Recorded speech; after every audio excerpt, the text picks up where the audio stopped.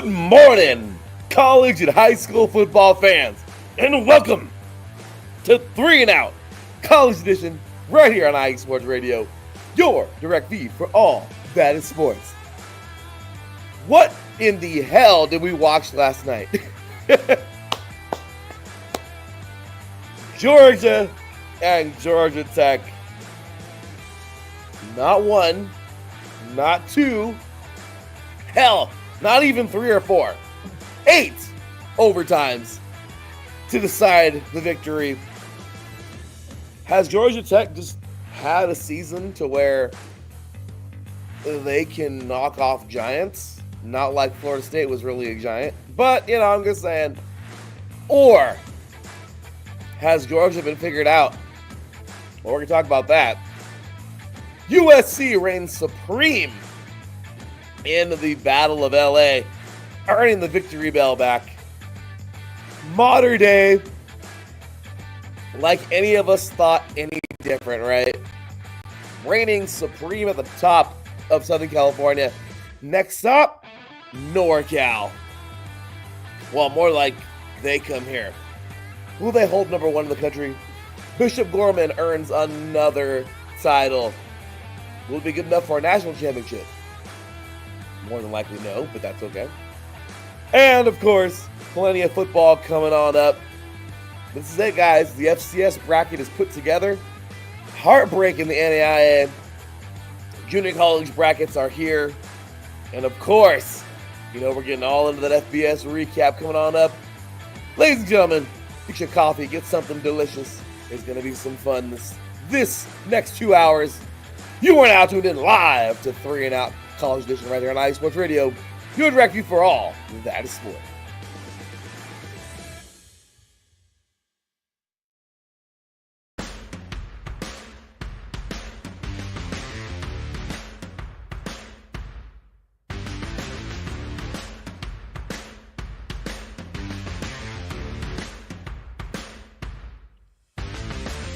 IE Sports Radio fans, this show is brought to you by Planet Jerky Premium Brisket Beef Jerky. Planet Jerky is the official jerky of the 2022 California League champion Lake Elsinore Storm, Single A affiliate of the San Diego Padres. This all brisket jerky has gluten-free options, contains no MSG, no sodium nitrate, is low in sugar, and high in protein. Go to their website at planetjerky.net and follow them on Instagram at Planet Jerky. Planet Jerky, the jerky that's on a whole other planet.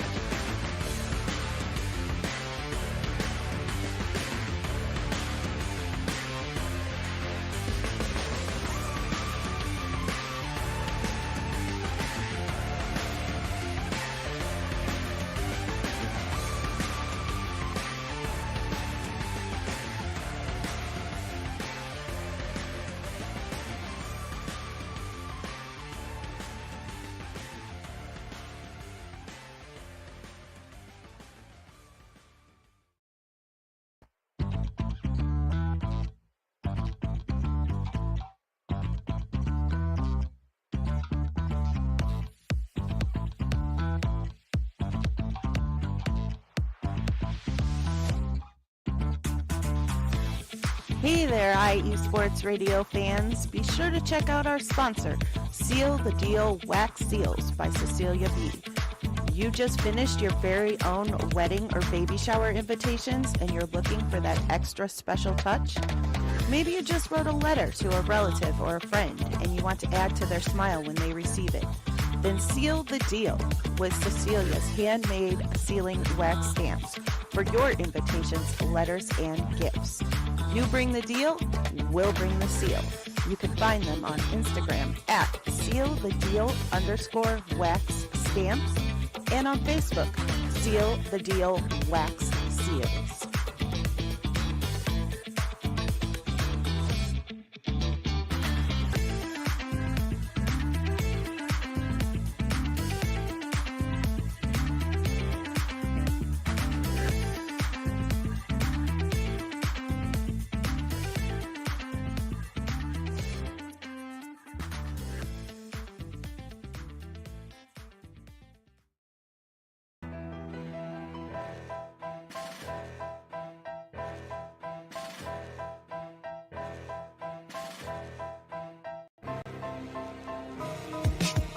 For the last 10 years, IE Sports Radio has been bringing you amazing content ranging from interviewing legendary athletes, coaches, and other authorized media personnel to building tailor-made shows dedicated to all major sports cities around the country.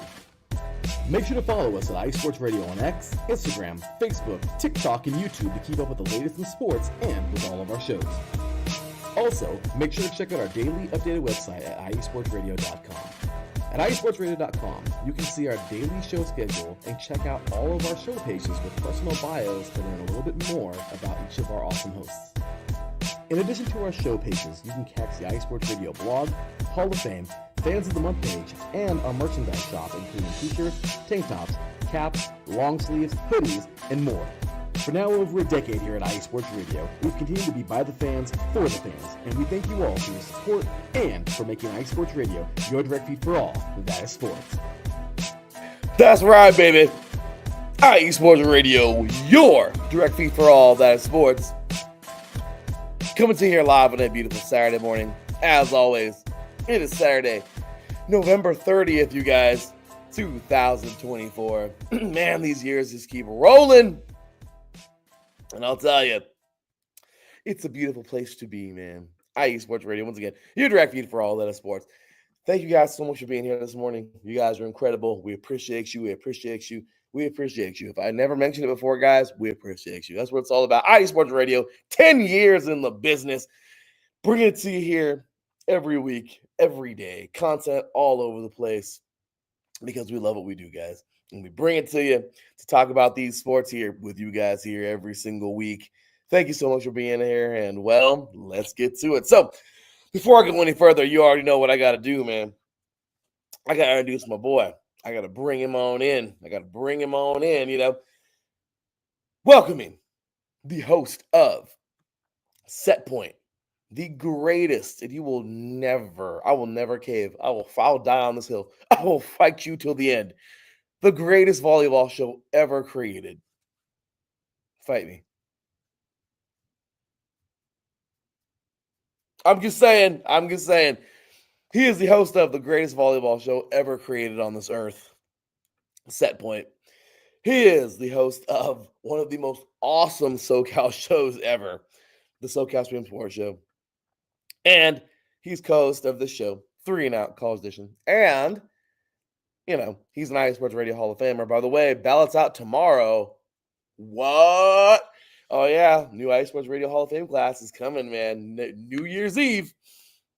So, this dude right here, IE Sports Radio Hall of Famer and all the goods. Ladies and gentlemen, welcome Mr. Teran Rodriguez. What's going on, brother? How you doing today, man? Hey, Larry B. Great to be here talking some high school and college football. Hope you had a great Thanksgiving. Thank you, Jen B. And hope everyone's Thanksgiving went well, and hope you all got to have Thanksgiving with your family and loved ones. Darren, I ate enough for like 4 families by myself. I'm just saying, I was enjoying myself. It was delicious. Thank you, God, for another year, for just having a awesome day, and for having the greatest team on this planet, IE Sports Radio, man. I'm just saying. So, hey, dude, how's Thanksgiving? How was it, man? You have a good time? Yeah, I mean, I had to work, which was a drag, and sucks. Unfortunately, I had to have Thanksgiving by myself, but it's all good. I'm sorry, bro. Yeah, work sucks. It happens. It's like Blink-182, dude. Work sucks. I know. Yeah, she left me roses by the stairs. Okay, I'm sorry. What was that? I at least got time and a half. Hey, and you know what?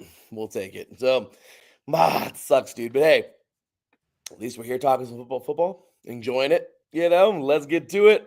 Terrence got on the SC gear over here. Oh, he's got it on. And I gotta tell you, that was a great game last weekend. We can only hope for the same result today. Little bit harder of a team. Just a little bit. They're just a little bit better than UCLA. We got to think that way, Taryn. Anyway, make sure to follow us down here, guys. all over the place. IE Sports Radio. We are freaking all over social media. Give us a follow. Sorry, guys. It's still getting over this stupid cold, but make sure you check us out. Show us some love. Join on in. Get in that chat room like Gen B over here. Gets all over the place. We appreciate you guys. Let's get to it, man. We, well, of course, give us a follow, of course, at 3 and Out, all spelled out, CEIE. And you can follow my boy Teran Rodriguez at Teran Rodriguez, #1. You can follow me, your boy Larry B, at the THEE_LB53.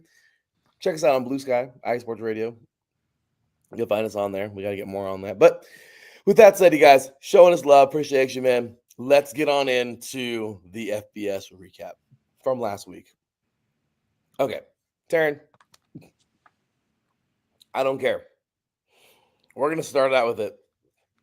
We talked all about it yesterday, and I loved the recap. But Teran, can you give it to us one more time? USC over UCLA. What a game. Yeah, it was quite a game. It was a game, to be exact, if you ask me. I mean, both teams' offenses were pretty inept. They couldn't really score in the first half in terms of like touchdowns. They were settling for field goals. Eventually, their offenses woke up.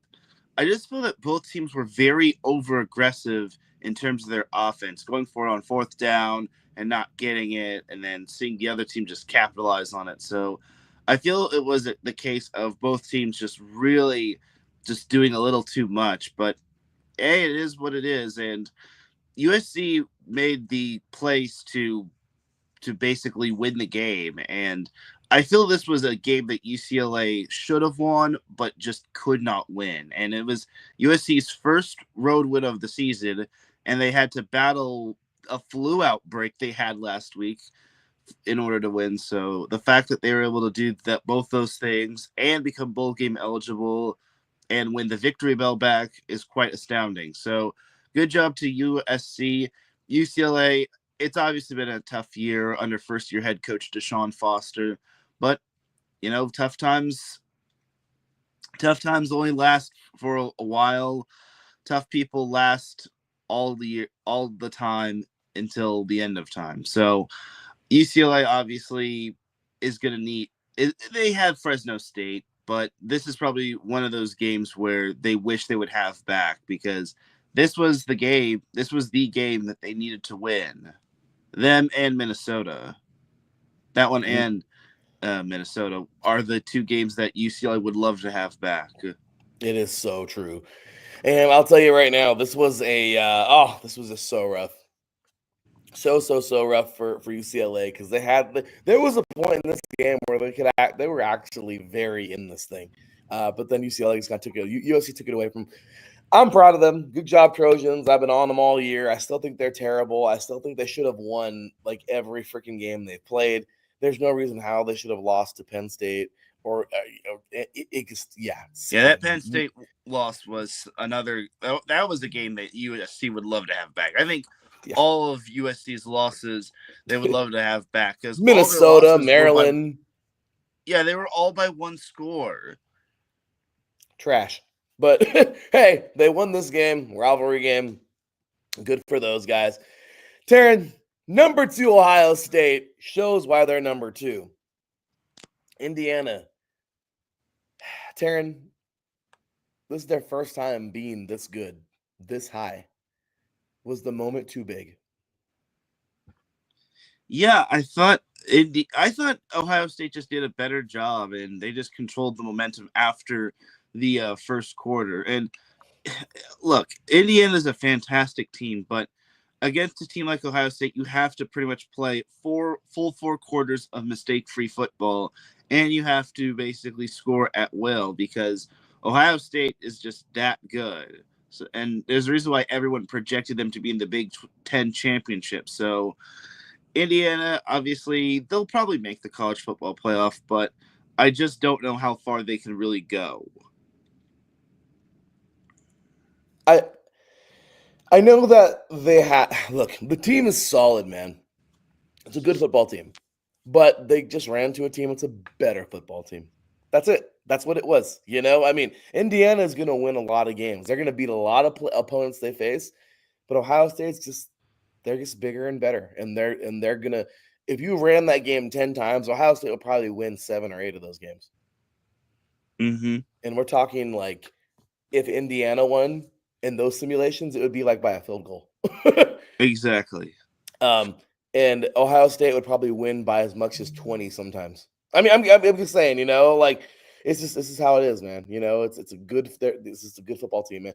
Ohio State. I mean, they freaking lost this year to who? I mean, Oregon, man. I mean, that's major, but freaking Florida, man. Florida Gators. Teran, did you know that it's great to be a Florida Gator? Did you know that? Yep. How about this game? Do they take down number 9 Ole Miss? Well, so much for the lane train. Florida really proved everyone wrong, and I was downright impressed with the Gators. Facing a team like Ole Miss, you're going to have to play really good offensively. I thought Florida was much more efficient. Both teams were very efficient offensively after the first quarter, but Florida in the second half, they had just enough in the tank, especially in the fourth quarter, to basically slow down the lane train and eventually pull out the win. And that's just great stuff right there. And Jackson Dart, unfortunately, he had himself a nice little game, really good game. Unfortunately, it just wasn't fully enough to get the win. And it's one of those games where he's going to want back, as well as Ole Miss altogether. So, yeah. That was fun, dude. Just seeing how good Florida could be in that moment. It was awesome. It was awesome. They overtook a team that they knew. Florida went into this game going, I don't give a damn about no rankings. We're going to beat these guys. And they did. And they became bowl game eligible. And they became bowl game eligible. So you know what? Good for you, Gators. Corey was all hyped up about this one last week on Palm Tree Sports, man. Taking down Ole Miss. Man, good job for those guys. Number 25, Illinois, man. Look, Illinois played well. But Rutgers also played very good in this game. They were a player or two away from winning this damn game. What do you think, man? Are you do you feel this game was edge of your seat kind of game? Do you feel that Illinois is a little more real than we think they are? What do you think about this game? I thought this was a really good game. The fourth quarter was was kind of like a boxing match. Both teams were trading blows, and I feel this might have been the case of Rutgers not being able to play old school football or Rutgers football. They needed to adapt to Illinois' play style and high scoring affair. So, yeah, Rutgers did a good job in the first half, but then Illinois really started to turn things around in the second half. And yeah, I think that this was a very good game, and Illinois should be quite proud with this win on the road. Yeah, there's no way Illinois walks away from this game going, "Yeah, we're a mediocre team." No, you know what? They've proven it all year. They've been an okay team, and they're number 25. They're not going to make no top 12, but you know what? They're going to make a good bowl game. Yep. It's going to be better than USC's bowl game. Oh yeah. USC is going to play in what did I call it last week? The Dairy Queen. Yeah, the Dairy Queen Ice Cream Bowl. Yeah, that's going to be USC. They're going to be in the AutoZone No One Cares Bowl. Okay, but Illinois should be in a pretty good bowl. You know what? I like that. Good for those guys. Number 3, Texas, Darren. Number 3, Texas. Knocks off Kentucky 31-14. Only reason why I bring this game up is because Texas, they've been proving it all year. There's some games that are like, what the freak, Texas? But this was just a game where I think they just went in there and balled out. And you know what? This is the Texas that we know. Yeah, I just thought Texas was in control of this game for the most part. Even in the third quarter where they just couldn't really get much going, they built a sizable lead to the point where Texas just literally could not. Kentucky really needed to just play its best football against Texas, but Texas just had just Texas wasn't going down that easily. Kentucky had zero answers for Texas. Even if Kentucky had Will Levis, Texas wasn't going to be losing this one, especially in Memorial Stadium. So, yeah, Texas was just it's Texas self, and we're probably going to be seeing them in the SEC championship. Yeah, there's no way we're not. This team is mean as hell. They're gonna come fight you, and I love it. I'm happy that they look like Texas right now. And you know what? That's good for football. That's very good for football. We got some more cats in the chat. Cats in the chat here over here. What's going on? Our boy T5. Yeah, the Arm and Hammer tight. Yeah, the tight evil. Yep. That's about it, man. Because they ain't gonna go nowhere else more. But anyway, next up, Teran, how about this game, man? Number 4, Penn State barely beats Minnesota 26-25. What happened? This was one of those weird and crazy games where it had a little of everything. It had I think it had like a blocked field goal. It had fake punts, fake field goals. It had everything and more in this game. So, yeah, that was an amazing effort from Minnesota.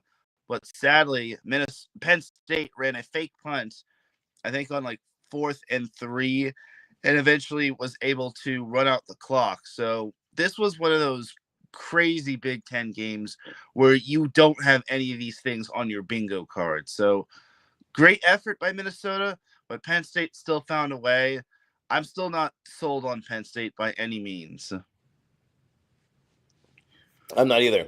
Penn State, to me, I wouldn't go as far as calling them fool's gold, but Penn State they're a good football team that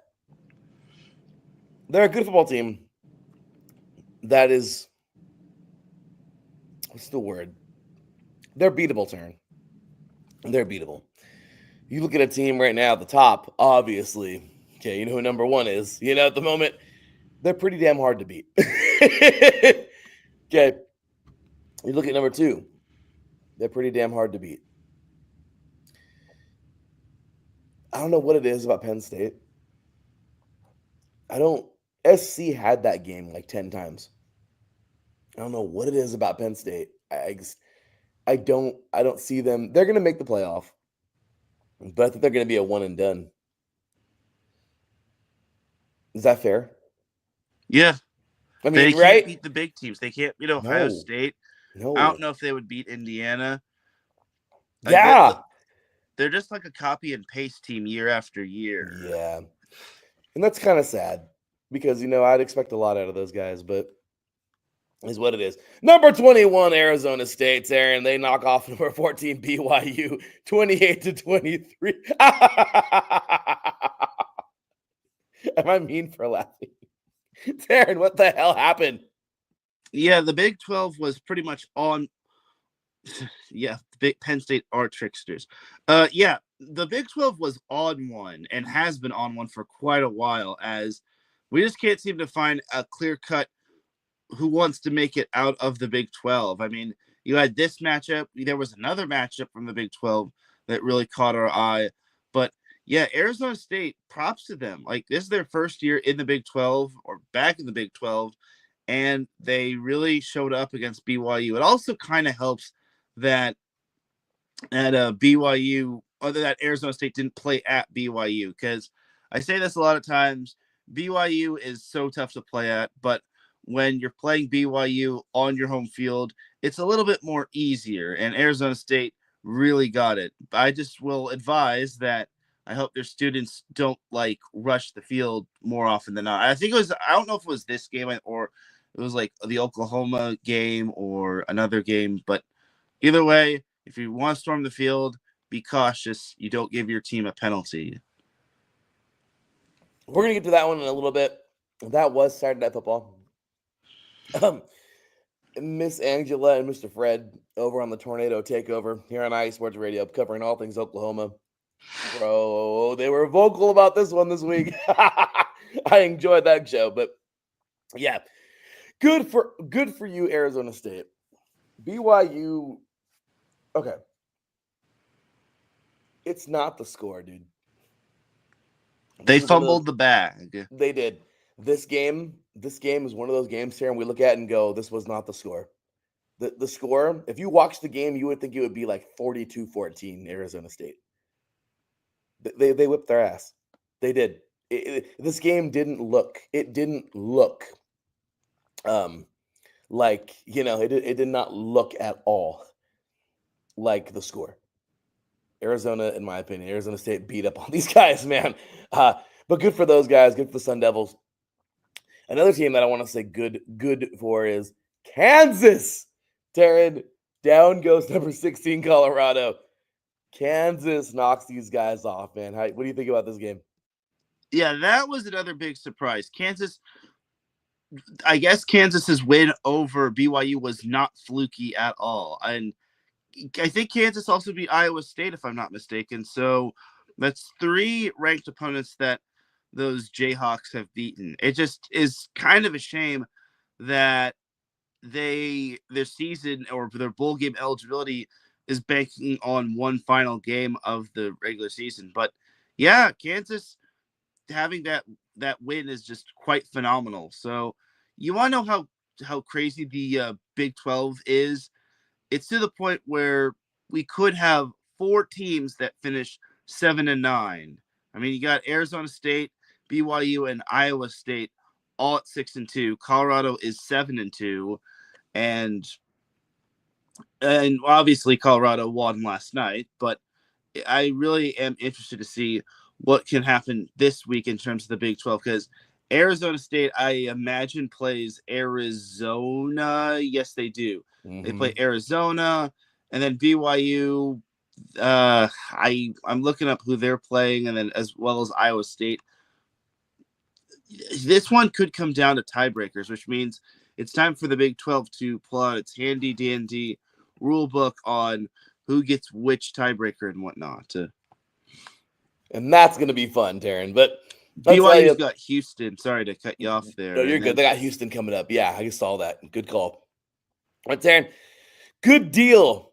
Good for you, Jayhawks. You know what? Hey, Teran, look, let's give credit to the teams that no one thinks can do it and does it. Like, I'm all for that. Like, let's go. Like, I am so happy for these guys. Hell of a victory, man. They earned it. Good job to Kansas. Auburn in 4 overtime. I thought this was crazy, and then we saw last night. But Teran, 4 overtimes. Auburn knocks off number 15 Texas A&M. This is a good old SEC battle right here. Yeah, I thought Texas State really left a lot of meat on the bone. They faced one of the worst Auburn teams that was trotted out in team history. So, yeah, it was quite the fascinating game, if you ask me. But Auburn really proved it. They really had nothing left to lose, and they were able to come out on top against a talented Texas A&M team. I just don't understand how Texas A&M, it's every year with this team where they look promising, and then they lose to a team that they should definitely beat. But honestly, good for Auburn for winning that one in 4 overtimes. So, yeah, I think that Texas A&M, for being a number 15 team, they didn't really look like it. So. No, hell no. You know what? I don't know. Good for these guys. War Eagle, man. Texas A&M didn't want it.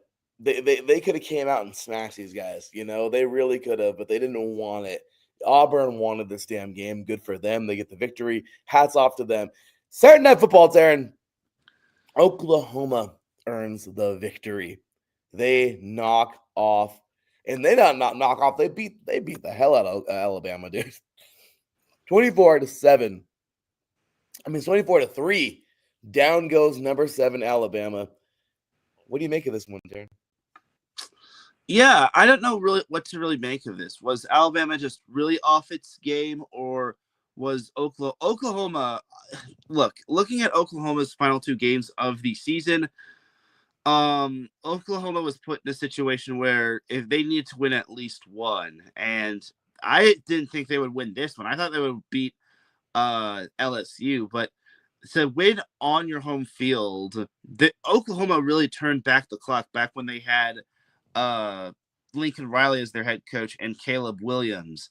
So I think Oklahoma deserves a lot of credit because they really, really made Jalen Milroe's life a living nightmare. He had 3 picks, So, yeah, the defense was just on one for Oklahoma in this game, and they needed to just because you never really see Alabama having such a god awful game. And I think that really cost Alabama a spot in the SEC title game, unless the second representative is probably it is probably in the most difficult logjam ever, because you look at Alabama and the SEC, they have 3 losses. They're 4-3. And yeah, it's going to probably be between Texas and Georgia in the SEC title game. So, but yeah, Alabama, I think, played itself out of a SEC title game. I mean, they'll still probably they'll still probably have a decent bowl game, but the post Nick Saban era is off to a not so good start. And yeah, you got to give Kalen DeBoer time, just because people are jumping on the whole fire Kalen DeBoer train. The dude took Washington to a national championship. We need to give Kalen DeBoer time after transitioning from Washington over to Alabama, because those are some massive shoes to fill when it comes to filling in for a legend like Nick Saban. No, you said it perfectly, man. And it's true. It's not the easiest thing to jump into a program and just, there you go. I get it. They were already ready-made for them. I mean, for him.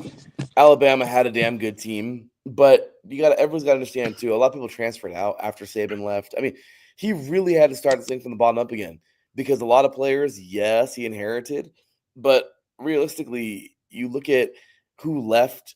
You look at just the new, new change of culture, not culture, but change of the tide. I mean, really, it's just you look at so much with this team, and it is what it is, man. Who knows? I don't know if they're going to go very far if they make the playoff. It's just, it is what it is. But you know what? Off to the new era. Freaking Oklahoma, though, man. Boomer sooner, y'all. I can't believe this. Yes, though, they were fined $200,000 for storming the field, and the money goes to Alabama. Ouch. At least Alabama won something.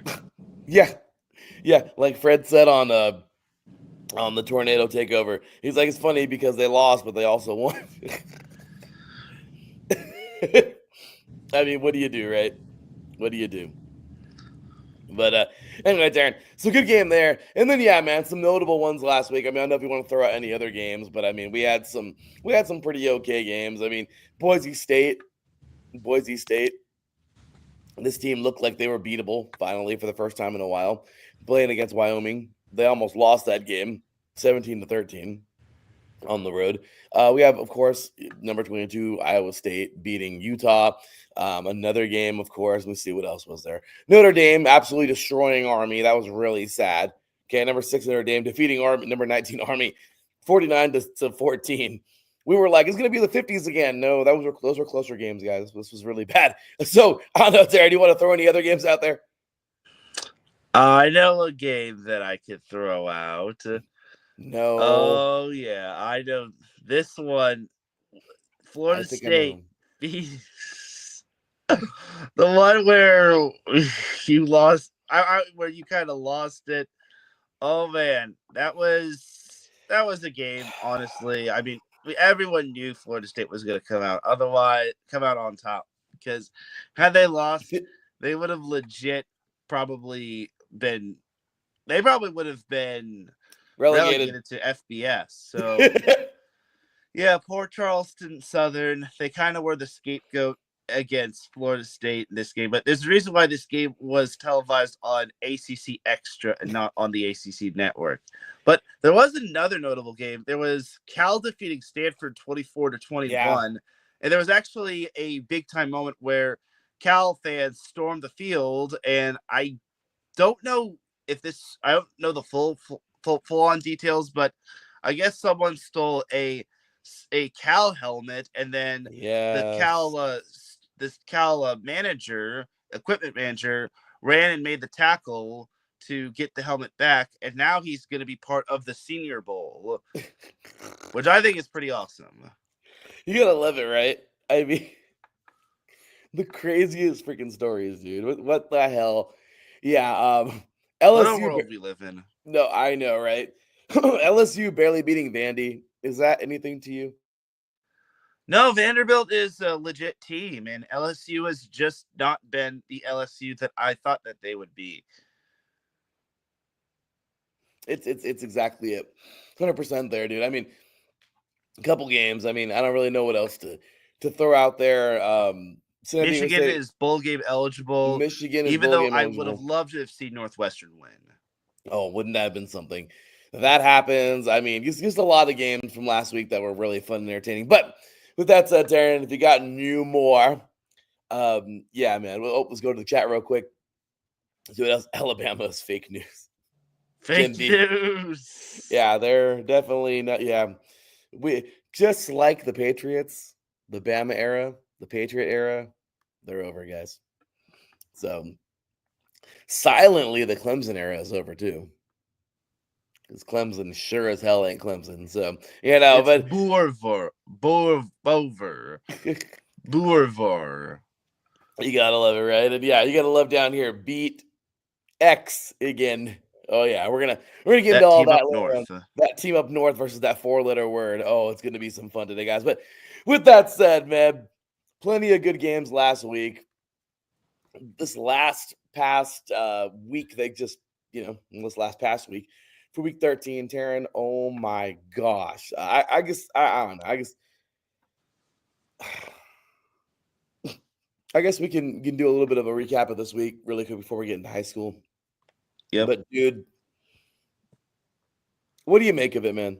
Last night, Georgia barely defeats Georgia Tech, an in-state rivalry game, in freaking 8 overtimes, dude. It took 8 overtimes for this damn game.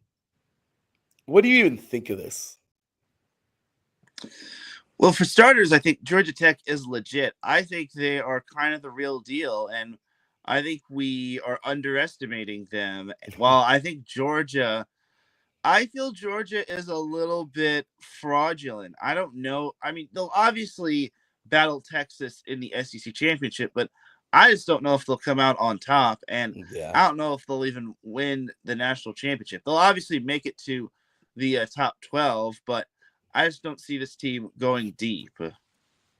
that game just said a lot to me. Georgia Tech did good this year. They knocked off Florida State, which of course Florida State trying to be fool's gold. But I'll tell you right now, man, this game, good for you, Georgia, for winning it. I don't know, dude. Should we change the college overtime rules or something? Because this is getting ridiculous. Look at that. We just talked about that 4 overtime game from last week. Now we have don't get me wrong. College overtime is one of the funnest things you'll ever watch. It's like a freaking penalty shootout for soccer, just more violent. But yeah, Taryn, I don't know, dude. I mean, same thing with hockey. Adam said it in the past. Hockey purists will say that, and the same thing with soccer purists. They don't like the shootouts because it's not the game. And this is the game, but it's hard because you have to match and match and match. And some people are like, come on, man. So I don't know. I mean, what do you think of that? Do you think there should be a rule change? Yeah, I mean, honestly, it's so tough. I mean, the NFL has this problem with their overtime rule where not both teams might not be able to touch the football, but Yeah. I think there needs to be like some sort of better guidelines. I think you just gotta play the overtime rule where if someone scores a touchdown, then someone either has to match that, and if they get the touchdown, they have to go for 2. And then if they get it, then they win. But if not, then like no more of this extra point stuff after the Yeah. We after the second touchdown is scored. Yeah, we gotta really change that up because it's true, man. I mean, I know it's after double. I think now you have to start going for 2. I don't know, it's a lot, dude. It's a lot. It was really fun to watch, but at the same exact time, it's like I don't know, was that excessive? I don't know, but Regardless, though, good job those guys got down, man. This has been an eventful week, man. Thursday, of course, Thanksgiving Day. Memphis in their really cool away uniforms went and beat number 17 Tulane 34-24. On Tuesday, actually, we had a couple games. The Akron Zips won in overtime over Toledo. Buffalo destroyed Kent State on Tuesday. And then yesterday, it's the boatload of games, man. Number 11, Boise State knocks off Oregon State 34-18. You got Colorado over Oklahoma, and they beat the crap out of those guys, man, 52-0. Wisconsin, you got the Paul Bunyan Trophy, man. The Axe. The Paul Bunyan Trophy is Michigan State. I stand corrected. Right. The Axe.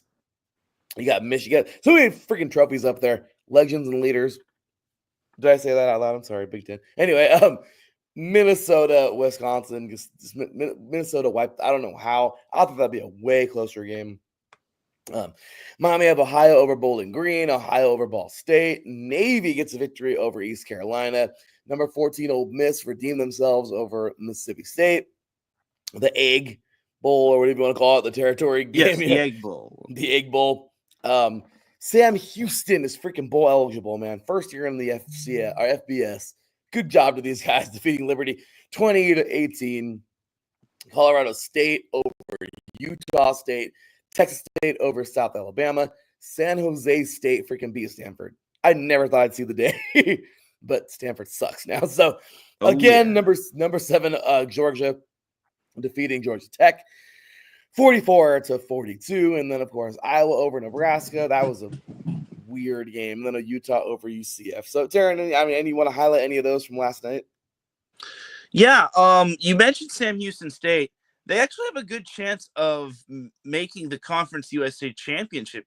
Now, they will need a little bit of help.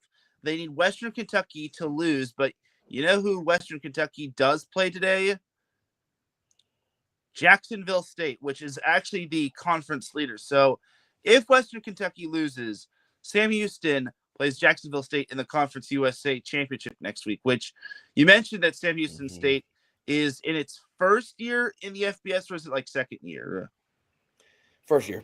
Okay, yeah. Being in the FBS in your first year and being bowl game eligible is one thing, but making the conference championship is another.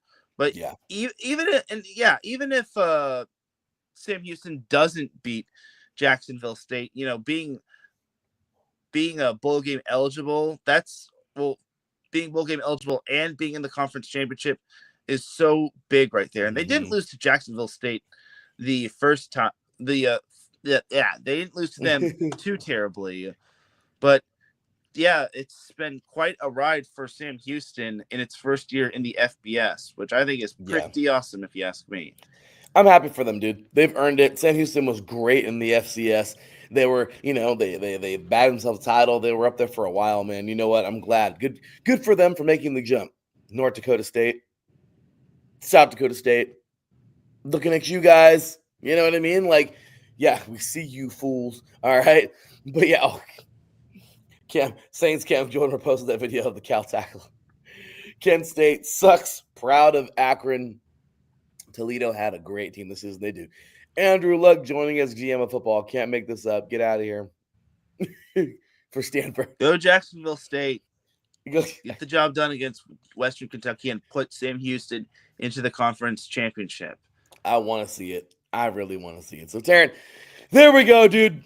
Let's go and take our first break, or I guess our second break of the show. Get on into some high school football coming up, man. Modern day looks like modern day. I mean, did anybody ever question that? I'm just saying. So we got that coming up, guys. Georgia teams look like Georgia teams, both Carrollton and Milton.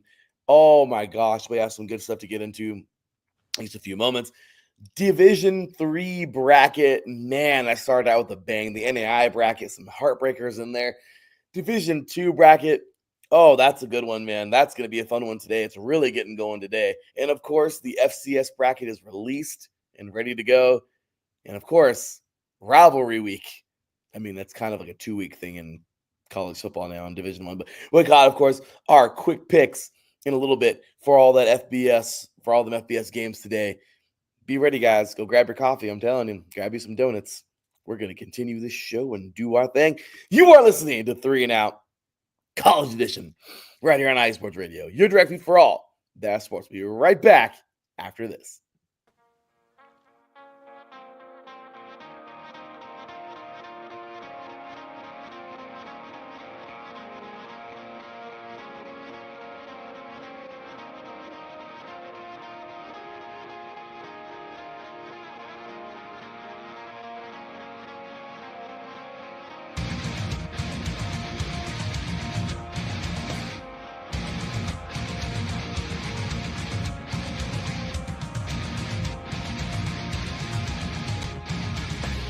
Hey sports fans, do you like wine?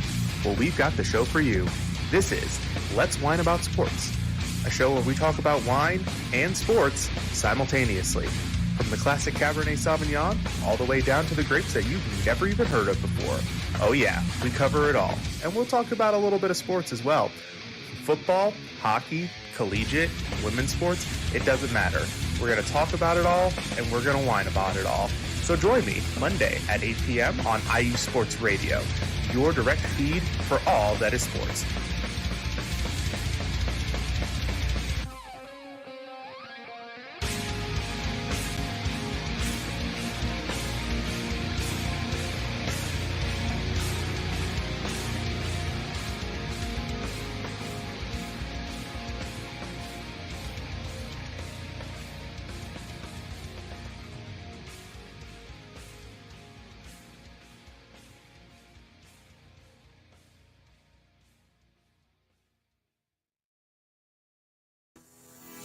Sports fans, do you like teams that are tough, cities that are tougher, and fan bases that are passionate about their teams?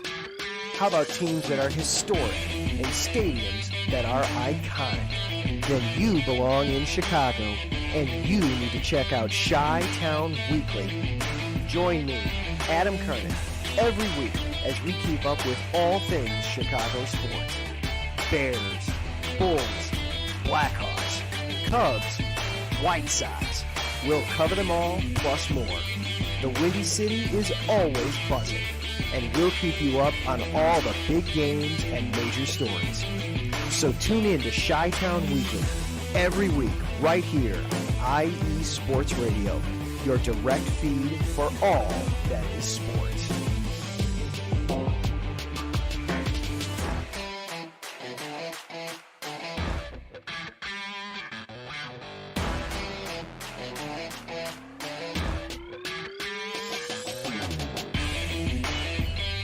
Oh, we're rocking, baby.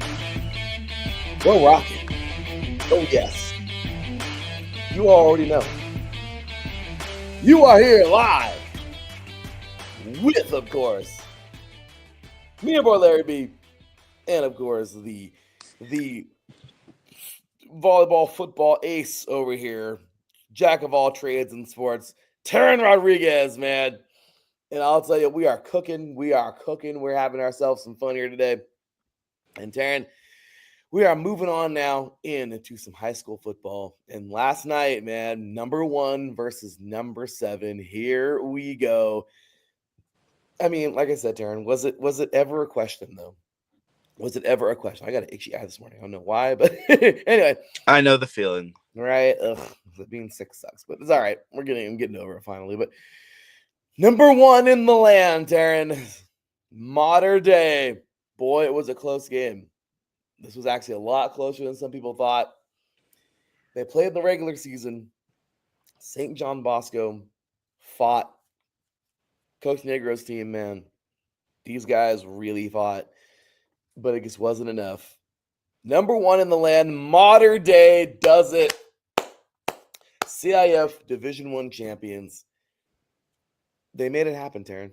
They freaking made it happen. This team they're good. They're very, very, very good. You know, we're going to jump back into the share screen in a few moments. But, Teran, just how about these guys, man? It was a very hard-fought game, and this was what a final should look like. Now, I feel bad for St. John Bosco because they got off to a sluggish start. I mean, offensively, they just could not put points on the board, but they were able to keep themselves in it defensively, which I thought was impressive. And then their offense really started to get it going. Unfortunately, Mater Dei just had the answer for them. And every time Mater Dei looked like they were going to lose the lead and whatnot, they basically had an answer for St. John Bosco. And that's what really good teams do. So I really got to give it up to Jason Negro's team. He really had his team prepared. Everyone thought that this was going to be a blowout. Mater Dei was going to win by way more than what they did. But honestly, great job to both teams. And great at the end of the game, there was lots of love between both teams. It wasn't like chippiness and whatnot. They were showing each other love, which that was something I really like to see. And I also got to give credit to Bosco. It wasn't easy for them. They had to face a Santa Margarita team that almost beat them not once but twice, and they also beat an Olu team, which has a really talented quarterback in TJ Lateef, who's going to Nebraska. So many people counted out Bosco. I didn't think Bosco should have been counted out by any means. That's kind of the reason why I predicted them to be in the final and not Orange Lutheran. And it's tough in this division. It's a very tough business just because Bosco had faced a lot of good opponents like Shaman on Madonna. They faced Sierra Canyon, another good team right there. The Trinity League was also a gauntlet. And this was a team that had to deal with a quarterback change in the middle of their season. And the fact that they were able to rise above that was quite phenomenal. So all the credit in the world goes to the Braves for a fantastic season. Unfortunately, this is kind of a tough business, and sometimes the ball just doesn't bounce your way. But it was a great season for them, and I think for Jason Negro, he could hang his hat on this being a successful season and the future being super bright for his program. St. John Bosco won how many years ago, Teran? Was like 3 years ago. St. John Bosco won a national championship. Yeah, I think it was like 2 or 3 years ago. I mean, they're good. That was when they had Uyunglele, right? They had him as a quarterback, if I'm not mistaken. Yeah. I mean, Darren, this is a good football team, man. I forgot what was it, week 8, 7, 8. Obviously, they played each other. They're both in the Trinity League, dude. Like I said, St. John Bosco and Mater Dei, two of the best high schools, really, because in all sports they're good. But these two schools separated by like 30 miles, okay? It's insane. It's insane how good both these teams are. And look, Mater Dei beat St. John Bosco 59-14 back on the 25th of October. There was even a running clock. St. John Bosco came out this time and said, hell no, not on our clock. It's not happening. No, we are going to fight you. If we lose this game, we're going to die on our shield. Right? We're going to take us out in our shield. Like, this game was such a good football game, man. Congratulations. Like I said, Mater Dei, nobody was going to beat them this year. And now they're going to state. I'm almost positive they're going to win state and a national championship. But good for these guys, man. They're the juggernauts at the top right now. That says nothing bad about St. John Bosco. Their season ends here, but good job for those guys. But yeah, Teran, good stuff there, man. Number one looks like number one, and there you have it. Might I add, this was actually the first time that Mater Dei was challenged this season. That's what their head coach, Raul Lara, said. He was proud of how his team fought every bit of a challenge from Bosco, because this was the first time Mater Dei was challenged all season, and the fact that they were able to rise to the occasion and be great in a big game like that is quite impressive. And you got to remember, Lara is in his first year as head coach. So the fact that his players responded well to him, they responded well despite Bosco giving them their best shot. It's really great. It is. It really is, Teran. And I couldn't agree more, man. That was huge right there. So congratulations, man. Again, Mater Dei getting it done. Big ups to those guys. Now, Teran, we're going to move it on over now. Got to share the screen again. On over to some Georgia football, man. Number 2. This was huge, man. These guys just keep on rolling, man. Here we go. Let me get it on for us. There we are. Boom. Once again, courtesy of maxpreps.com. Courtesy of Max Preps. If you want all of your high school football needs, you guys, go check it out. Awesome website. And something you're going to want to love to keep an eye on if you love following these high school sports. If you played a high school sport, your stats might be on here, going back as far as I know, like 2005, I think, 2004. So yeah, 2005 or 2004. Really cool, man. So Max Preps, man, I got to give them some love. Shout them out. Give them some flowers. Sponsor us. I'm just kidding. I would love that. But Max Preps, man, definitely a place you want to go. So check out these awesome brackets here as well, these playoff brackets. But Teran, here we are, man. Georgia. This is the Class 5A, as you can see here. Georgia football bracket. Here it is, Teran. We have reached our Final Four. And just like we thought, Milton. Hello, Milton. Yeah, they're pretty good, dude. These guys made it. They defeated Houston County 56-14. They have made their way in. And, well, they look pretty good. Over here, you got Langston Hughes defeating Thomas County Central 28-12. They have made their way in. And on the top up here, we got Coffee defeating Sequoia 72-48.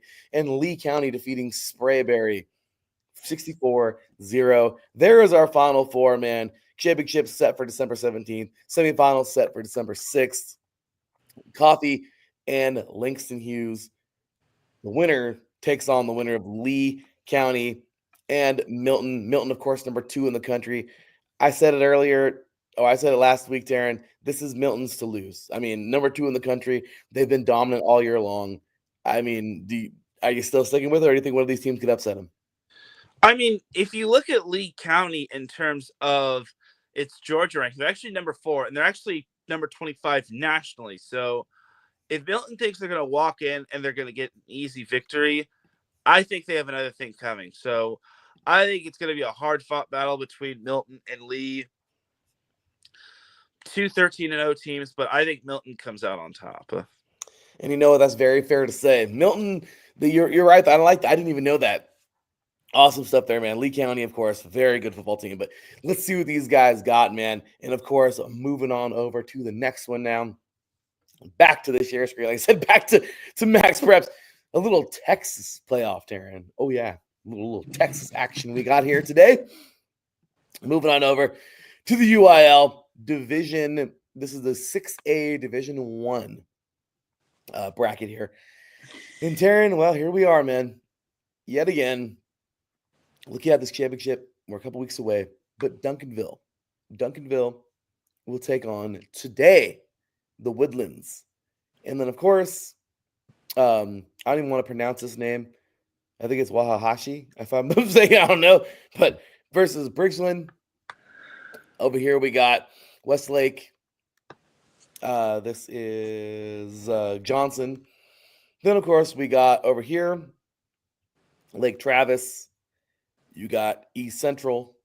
So I don't know, Teran. Looks like this was already set up over here. So, like I said, Duncanville, they're number 3 in the country. They're right here doing their thing. Again, just like, and then we obviously got this upper part up here. Trinity and Allen. You got Fulshire, I believe, how you pronounce it, out of Scotia. But, Teran, here we are right now in the third round.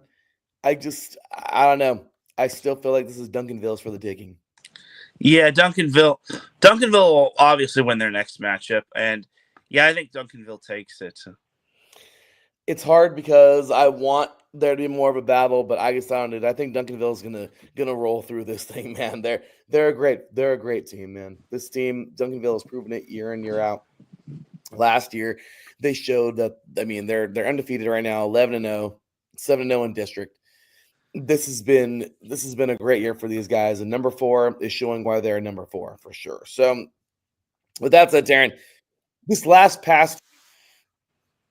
And boy, I hate even saying this. This just always makes me so mad saying this. Do you know what I'm going to say, Teran? Okay, you don't know. Thankfully, I'm happy. Thank you. I'm glad. Very glad. And here we go again. Share screen. This is not because Bishop Gorman. This is because somebody has to be good to Allegiant Stadium. And champions have to win in Allegiant Stadium, kind of like the Chiefs. They won a Super Bowl there. And Bishop Gorman, they won another title there. Congratulations, man. Bishop Gorman does it again, defeating Arborview 69-7 to win another 5A Division I state title. Yeah, Gorman was pretty much just muscling their way through the playoffs. Nothing against their opponents, but Gorman is the modern day of Nevada in terms of football. So, yeah, Bishop Gorman was just so strong and so dominant. I don't think we're ever going to be seeing another run like this ever again. They only gave up 10 points while scoring a grand total of 118 points. Like, come on. We got to have a national tournament in terms of like the entire country. We need that national championship, dude. I mean, and look at this. I mean, obviously this year, Bishop Gorman did play Mater Dei on the road. We talked about it before, lost 31-15. I mean, dude, Mater Dei, obviously the cream of the crop, but Bishop Gorman, that's the closest I think they came since, that was a close game, obviously. That was another close one. St. Francis Academy was a close one as well. But I'm just saying, Bishop Gorman, man, they fought. Good for those guys. And, just overall, dude, just a very solid year for Bishop Gorman. So moving things on, like I said, we were there hanging tight at number 4. Now Carrollton, like we talked about these guys right now, man. Carrollton, these dudes, man, in their Georgia playoff or their bracket, these guys are in the the 6A, Class 6A in Georgia. And well, like I said, Darren, here we go again, doing the share and doing it once again, all courtesy of Max Preps. So here we go. All right, Darren, here it is, dude. We got the 6A. You can see right here on top, the Class 6A of Georgia. And here we go, dude. Final 4 time again. We got Grayson taking on Douglas County. And wouldn't you know, Taryn, the team that was ranked as high as, I think, number 4, 5, or 6 last year, Buford. Well, here they are again, dude. They may not be up there where Milton is, because they were up there where Milton is last year. We were way up there. But Buford, I think they've got to be. They're extremely high ranked in Georgia, and obviously they're still nationally ranked. But Taryn, what do you think, dude? This semifinal looks real fun here. Carrollton versus Buford, and then of course Grayson, Douglas County. Who you got? Man, Buford and Carrollton is going to be a barn burner. That I wish could have been the championship game, but that's the semifinal game. I still got Carrollton winning it, but this should be an instant classic. I want to be an instant classic. Dude, it's going to be. Buford is number 11 in the country right now, dude. This is 11. Oh, man. 11 versus 5, because Carrollton's number 5. I mean, this is hardcore, man. I mean, you got to love this Georgia football. These guys, I don't know, man. I love it. I'm excited for it, man. I really hope this is a damn good game coming up on the 6th. I'm still going to go Carrollton to win the whole bracket. But this is going to be anyone Buford. Oh my gosh. Mr. Adam Cardick in the chat room. Of course, big ups, man. Skull Buffs. Appreciate you for tuning in, Mr. Aaron Yao. Great dude, man. But yeah, Terrence. So there you go. Let's go ahead and keep it pushing. We are at we're basically almost done. North Shore is next, obviously. This team, once again, we'll get back to it real quick, but in the 6A Division I championship of Texas, Taryn, we have it here. It is, let's take a look. So North Shore is here. We talked about them already, taking on Atascosa. Duncanville, we already talked about this bracket, and like I said, I think it's still Duncanville's for the taking. But Taryn, North Shore up here at the top. And over here on this side, Duncanville. Like I said, Taryn, is this inevitable right here? Is this championship on the 21st of December inevitable? Duncanville, North Shore? Yeah, I mean, I as good as Atascosa is, they're actually ranked 20th nationally. I just don't think they're going to handle North Shore. I think North Shore is going to take it to them in terms of their little meeting, in terms of their playoff matchup. And I just feel that I want to be close, but at the same time, I just don't think it's going to happen. I just think North Shore is going to probably be outmuscle them.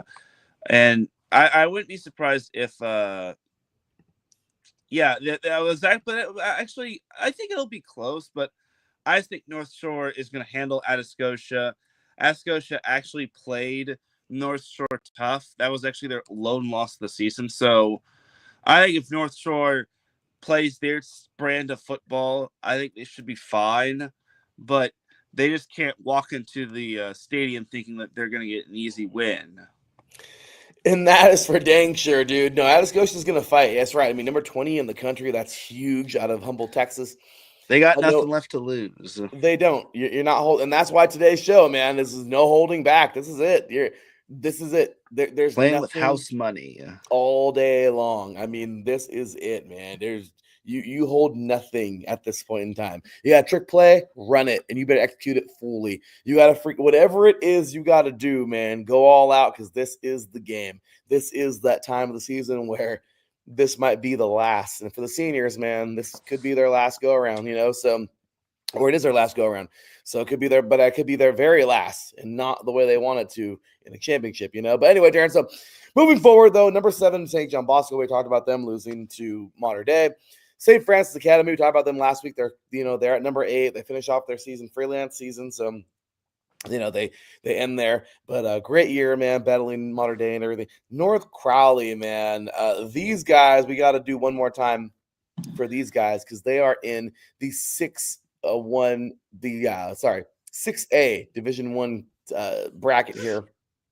And these guys, like I said, obviously they're still in there, they're still in it because they are, well, we really got to share because we already shared it a few times. But I mean, rough go, man. North Crowley, not rough go. They play Coppell this week. And then they get the winner of, I think they go play against, if they beat them, they go to play Duncanville. So, I mean, it's amazing, right, Darren? I mean, the 6A championship, 6A D1, they're in the top left corner. If they win, like I said, they're going to play probably Duncanville, and then the winner of them, more than likely. I mean, it's just crazy to think that Texas bracket, that 6A, to think we have 3 top 10 teams in that bracket. Yeah, I think that is rather phenomenal. Now, North Crowley's opponent, Coppell, that team's not actually bad as most people think they're going to be. I think Coppell, they actually are ranked number 4 in Texas, while North Crowley's ranked number 2. So I think this one might be a little bit better than what most people give them credit for. Yes, I think North Crowley's going to pull off the win, but I think Coppell is going to make it interesting. I would love to see it, man. Like I said, I mean, that's a crazy bracket, man. And oh my gosh. Okay, so Adam's having fun over here on the chat. Sometimes I think these states come up with the school classification system just to make their own schools feel bigger. 6A, really? I know. Some of these, it is kind of funny, right? But good old number 9, North Crowley, of course. Let's see if these guys can get to that next round. Like I said, they're going to be running into Duncanville pretty soon if they keep going, which I'm sure that's what they want. They knocked off DeSoto this year. This has just been a great year in high school football, especially in Texas.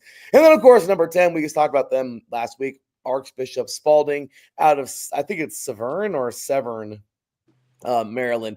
But obviously, they already won their state championship, defeating McDonough, their Class A championship. So, Teran, there is high school football, man. And I mean, there you have it. So we got state coming up in California, finishing off in Texas a couple weeks. It's all done, all said and done in Nevada, right? I mean, this is it, dude. So bar none, though, Mater Dei, they're going to be maxed up state pretty soon. Teran, they win this, they're champions, right? National champions. Yeah. And my big thing is will the Northern California team that faces Mater Dei actually put up points? Because the last 2 seasons, there have been no points scored by a Northern California team. No offense to Junipero Serra, of course, but Tom Brady. yeah, I just feel that we need to see at least one team put up at least some sort of points. I don't care if it's a field goal or not. Yeah, seriously. I mean, yeah, it's Tom Brady's high school, right? Sarah. Yep. And it's gonna be pretty cool. Gonna be cool to hear what Mr. Dre says, of course, on the NorCal Sports Report. He's been doing a great job talking about the 3C2A. And let's see what he says with these Northern California high schools. But yeah, Teran, Mater Dei, it's I think it's all but said and done, man. The Mater Dei, no one was beating those guys this year. A couple came close, but they're ridiculously good. So there we go. I think they keep it up, man. Mater Dei's gonna keep it up. But all right, Teran. So with that, good sir, let's keep the ball rolling, dude. Teran, the 3C2A. Unless you want to add any more to high school. So I will say, you're probably not going to like this, but in the CIF Southern Section Division 8 championships, St. Pius x St. Matthias, yeah, that is actually the school name. They actually became CIF champions. And do you want to know what their record was going into the CIF playoffs? Probably like freaking 3-7. Worse, 1-9. They start off 0-8. They start off 0-8, and then made the playoffs at 1-9. Another team also, I think I talked about this. They took down the 2-8 team, being Cyprus, in the first round, and then they wound up running the table. We need to stop this. It gets worse. It gets way worse. In the San Diego section, the CIF San Diego section, St. Augustine, a team that I actually got to see one time, they made the playoffs at, do you know what their record was? If you say they didn't win a damn game, Teran. They were 0-10. And today they're playing for a championship.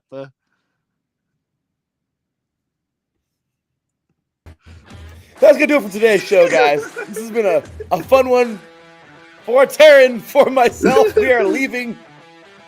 I can't do this show anymore. Oh, what in the hell? I'm letting it roll because I'm actually considering it. No, we can't cheat. We can't cheat everybody else. But no, Teran, I'm sorry. You guys, we need to stop this. The thing is that the San Diego section lets pretty much everyone into the playoffs. Then what's the freaking point of having the playoffs? Exactly. There needs to be something that needs to be changed. Petros Papadakis needs to talk to the CIF. The CIF. The CIF. Gar High School. Oh no, Teran, I'm sorry. I'm sorry. I had to make that reference. How the hell do you have a playoff if everyone gets in? Like, I don't know. This is ridiculous. You got a gosh damn team who won one game, 0 games, and they're playing for a title. Are you serious? Like, wow, way to say a participation trophy. I mean, what the hell? I don't know. What is Adams? I could absolutely see this eventual high school national title game. I wish we had a title game. Modern day. Are you using voice to text? Modern day high school versus the good old days high school. Yeah, I would love to see. Modern day. But yeah, we need a national championship game, dude. We need a national. Please and thank you. At the right time. Oh, I would love it. Yeah, I mean, seriously, we need a freaking national championship game. I'm sorry, Teran. Okay, look, guys. Long story short, everyone just likes putting people in playoffs. People are losing games. The first 5 games are meaningless, really, kind of. in the last 5 games are league, usually in all high schools. And if you win the best out of your league, kind of like in the NFL or like in your conference and in college, you advance. And some of these schools win, they're in a horrible league, and they'll win like 3 games, but the rest of their conference sucks so bad, or their league, that they get in winning like 2 or 3 games because they lost all their first 5 games. This is getting ridiculous. And then some of them are just like, well, the strength of schedule was really good. Strength of schedule, they lost every single damn game or lost all but 2 games, but they played really good teams, so they get into the playoffs based on that. I'm sorry. I just can't. I know these are high school kids, but come on, man. Like, this is getting ridiculous. Like, thank you, Teran, for having me almost end the show prematurely today again. I'm sorry. I appreciate you, Teran. We'll get more into that later, but Teran, oh I'm sorry. gosh. On to the 3C2A, Teran. So this last past week, man, junior colleges in California. Wow, Teran. Wow, the Southern California Bowl. I think you got them all right, actually. Golden West defeated Allen Hancock 28-7. We had the Jersey Mike's Valencia Bowl. College of the Canyons defeating. This was such a hard one for me because I was like, no. Mount San Jacinto had a great year, but College of the Canyons defeated Mount San Jacinto 26-21. In the Western State Bowl, Santa Ana defeated LA Southwest. Good for those guys. 35-20. In the Patriotic Bowl, Saddleback defeated Bakersfield 48-45. And then in the SCFA Beach Bowl, you called it, dude. I picked Long Beach. You picked Ventura. A Pirate was going to win regardless. Pirates versus the Vikings. And the Pirates won, actually. Ventura defeated Long Beach Community College. It was a hell of a game, man. It really was a hell of a game. But yeah, Ventura pulled this thing out, man, winning a very fun football game, 39-33. What do you think about those bowl games this week? Yeah, the one that really piqued my interest was Saddleback versus Bakersfield. I thought Saddleback was going to pretty much run away with it, but yeah, Saddleback and Bakersfield really proved why they deserve to be bowl game eligible. And Saddleback, dare I say it, I feel they might be back. They just need a few more years, and then maybe, hence the word maybe, they could be contending for a state championship. I still don't see them beating Riverside, but maybe they could be the lucky one that makes it out of, or makes it into the wild card, the last one in for bracketology lingoists. That would be impressive, and I could see that happening because this is that's crazy, man. I love it. I love this. I think this would be great. Good for Saddleback, man. They were great years ago. You know, when I played against them, they were contenders. Very good football team. And hey, I'll tell you right now, Saddleback is more back than the U.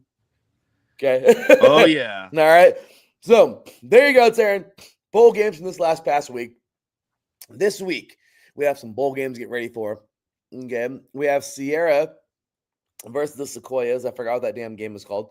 But we have the American Division Championship Bowl. The Pepsi Sequoias Bowl. It's the Pepsi Sequoia Bowl. That's what it's called, the Pepsi Sequoia Bowl? Yep.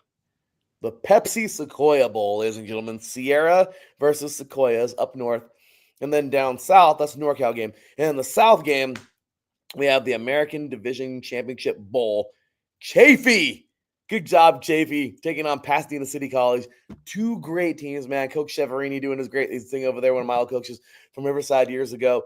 Pasadena, man, the Lancers having a great season. This should be a good bowl game, dude. I'm really happy for both these teams, dude. I'm really, really, really looking forward to this game. Yeah, I think both games will be really good. Chafee Pasadena is going to be very interesting just because Pasadena has surged back up to the top while Chafee continues its strong surge throughout its years. This is going to be good. I'm excited for these guys, man. I'm going to go. Sequoias had a good year, dude. This will be hard. I'm going to go Sequoias, and I'm going to go, as much as I don't want to go against Chafee, dude, Pasadena had a good season. I'm going to go with Pasadena.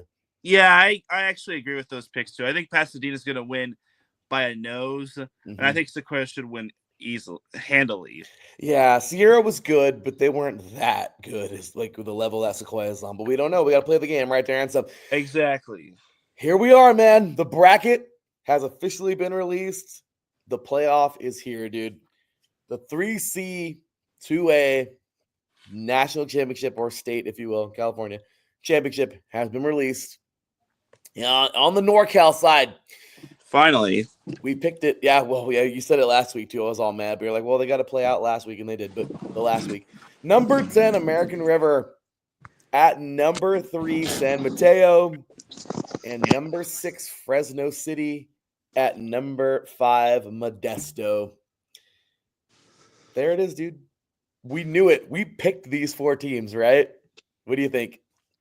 Yeah, I think those were pretty much the schools that were basically the cut above the rest in terms of the Northern California side.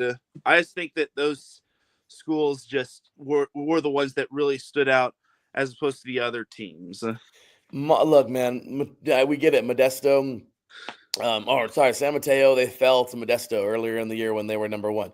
Same way that Riverside fell to San Diego Mesa. I mean, it happened, but Modesto, they're in there, dude. They were the giant killers this year. They played the role of giant killer, and they were in there, and they freaking made it. They look at the South. Oh, well, obviously American River, dude. I was very surprised. Arc had a tougher year, but they freaking made it. Let's see if they can handle number 3 San Mateo. And like I said, Fresno City, good for them. This is number 6 versus number 5. I still think, I don't know, as close as these games are going to be, I still got to go San Mateo edging out American River, because I feel like American River is going to give these guys all they can handle. Maybe I'm wrong, I don't know, but yeah. And then also, dude, in the other game, this is going to be a really close game. As much as I want to pick Fresno City, I got to go with Modesto to win this thing, dude. I think we're going to have another San Mateo Modesto semifinal. Yeah, and how people are probably wondering how those teams got in. So, in terms of the national NorCal conference, American River won that. That was the automatic qualifier. And then the national base 6 conference, San Mateo won that. They got the automatic qualifier. And then for the National Valley conference, we had Modesto winning that. And then Fresno City was the one that got in as the at-large. So only 3 automatic qualifiers, and those 3 teams that I named previously wound up getting the automatic qualifiers, while Fresno City got the at-large. So, yeah, I think it is going to probably be Modesto versus San Mateo. But Fresno City, I would not be surprised if Fresno City gave Modesto all that they can handle, just because that's basically a conference rematch right there. And when it comes to like matchups like that, it is so tough to beat a team twice in one season. Also is very tough to gauge on how you played the first time around and then make the adjustments for the second time around. So if Modesto thinks they're going to be walking into this matchup thinking that they're going to win again, they got another thing coming. They really got to play their A game. They do, and that's thank you for the heads up on all the qualifiers there, man. Yeah, good stuff there, and yeah, I'm telling you, Fresno, Modesto. I think it's going to be Fresno. Sorry, Modesto, San Mateo. I really do think this is going to be it. It's a tough one to pick because Modesto did it before, beating San Mateo, but I don't know. But we're going to find out, man. Those are my 2 picks. I think we got the same picks there. So, and then in the South, Teran, SoCal, number 8, San Diego Mesa. I mean, oh my gosh, what a year for these guys. They played earlier in the year. They lost to Riverside, but man, Riverside was great. Golden West, man, a team that everyone was like, oh, they didn't get in. That's hard. They were the ones who played Giant Killer to Riverside when they were number 1 this year. The week before, Modesto knocked off San Mateo when they were number 1. So, but yeah, number 8, San Diego Mesa, man, this is going to be fun. They're taking Riverside today, or not today. That's next week, right?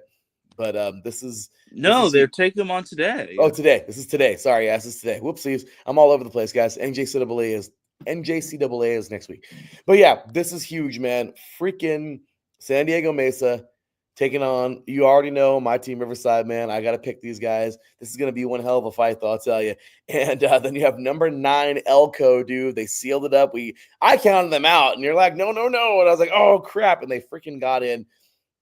Elko takes on number 1 in the land, Mount San Antonio, Mount Sac, if you will. All right, Teran, who you picking? So for El Camino Mount San Antonio, this one's a little obvious. I think Mount Sac is going to win this one. Yeah. I know El Camino probably rested most of its starters in their final game, so they'll probably have the X factor of being refreshed. Yeah. But I feel Mount Sac playing at their place and just being the consensus number 1, I think they're going to get the job done. Now, San Diego Mesa and Riverside is a very interesting matchup. It's another rematch between these two teams because they are from the same conference. If you remember that last week, I said El Camino got their automatic qualifier, Mount Sac got the automatic qualifier, Riverside got the automatic qualifier, and San Diego Mesa was the last one in, while Golden West was the first one out because San Diego Mesa had that tiebreaker over Golden West, most likely because they beat Golden West, and I think that's what maybe swayed the committee. I think for San Diego Mesa, they definitely have what it takes to keep up with Riverside. I think they will challenge Riverside, but I just think that Riverside's going to be too much and too physical for them. But Riverside has really got to step it up defensively. They've been in a lot of high-scoring affairs. I know they could put points on the board, but they got to see that defense shine. So I got Riverside winning against San Diego Mesa, and then Mount Sac, like I said, they'll beat El Camino. That is going to be fun. I'm excited. I want to see it. Look, inevitable. Riverside last year, they knocked off Mount Sac. This year, here we go. If they go head-to-head, dude, I'm nervous. I'm nervous. They didn't play each other in the regular season, dude. This is nerve-wracking. But I'm cheering on Riverside all the way, man. Let's see what happens. But this is going to be a fun bracket. So there we go, Teran. Off to the NJ. Unless you want to go anything else for the 3C2A. No, that's pretty much it. Season's winding down. We're down to 2 bowl games, and then the semifinals are here. That's it, dude. We've had a pretty good year so far, man. So NJCAA, the rest of the country's junior colleges.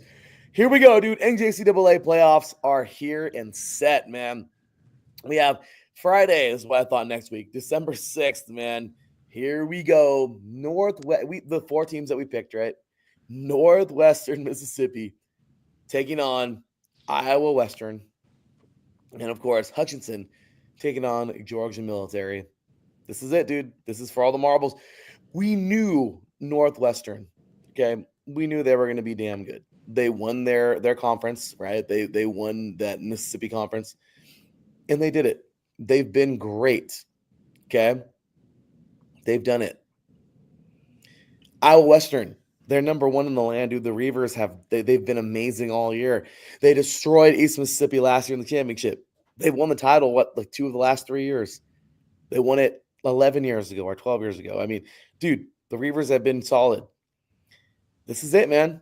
December 6th, North Mississippi taking on Iowa Western, and the Sunday, December 8th, Hutchinson, the team this year who was number 1 and fell, but picked themselves back up, takes on Georgia Military, and Georgia Military has had a great season. Dude, this is a good playoff.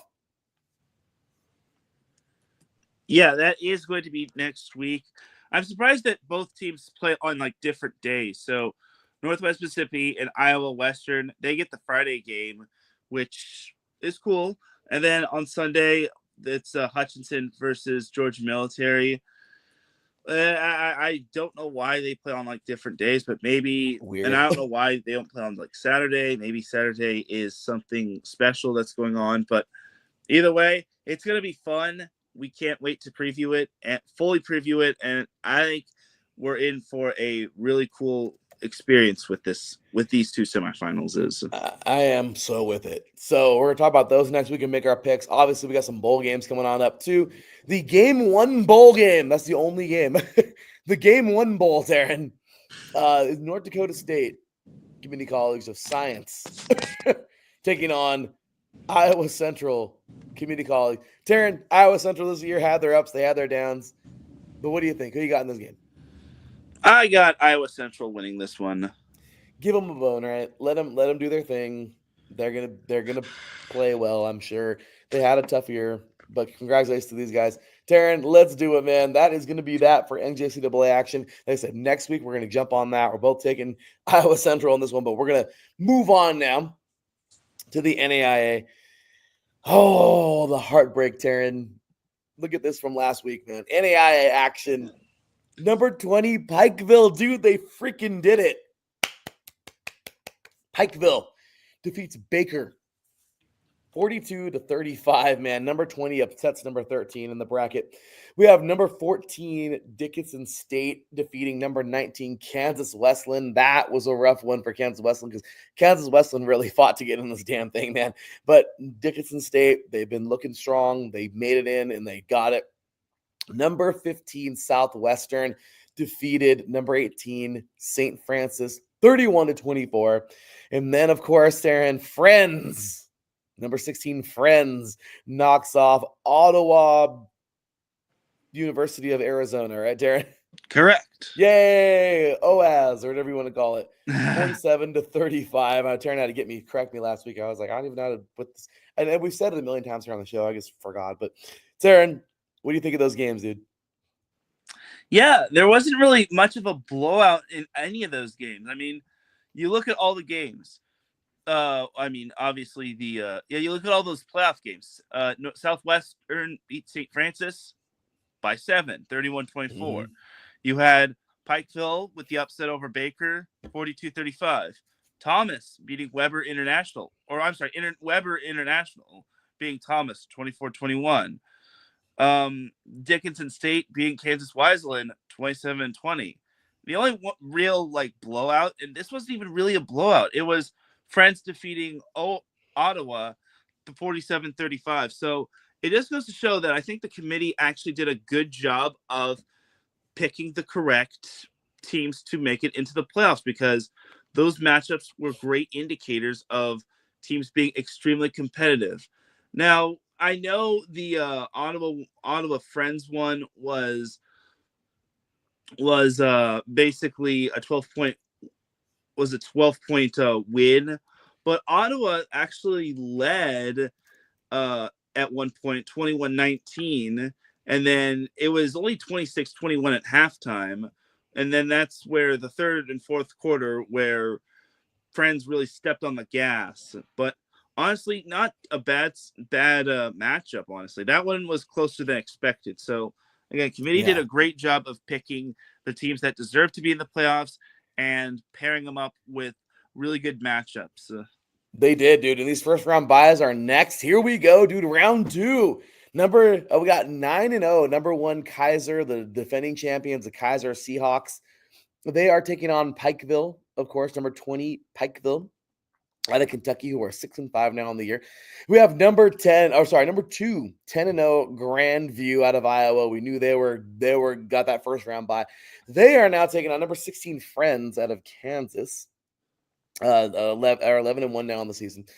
Number 3, 10-1, Indiana Wesleyan versus number 15, Southwestern out of Kansas, who is 11-1.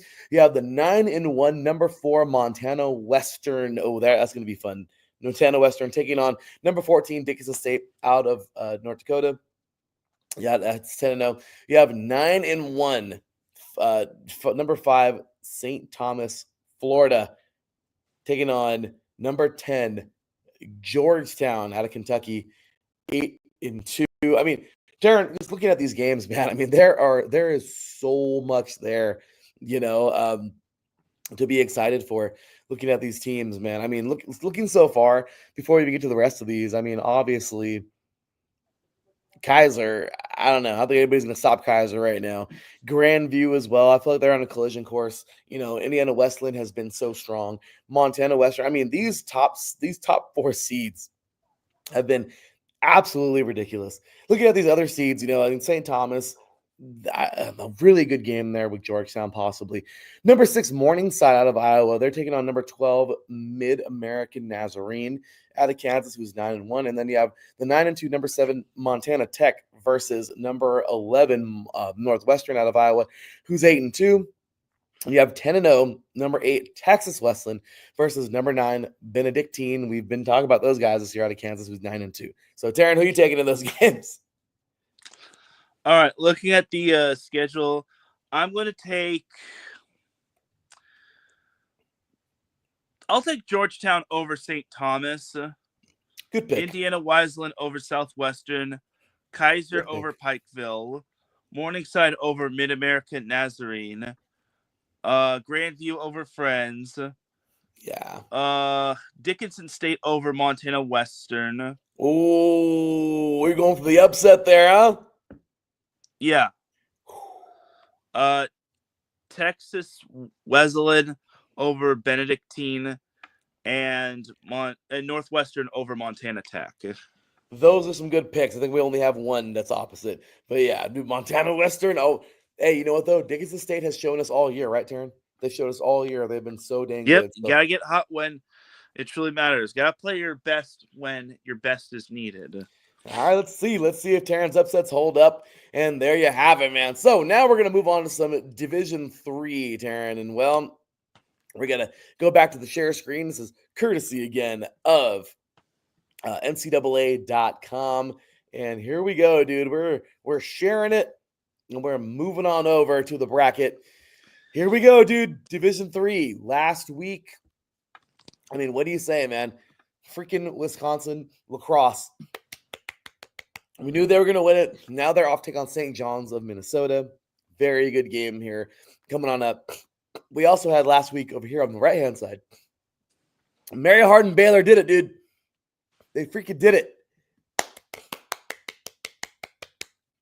They're in it, dude. They got in.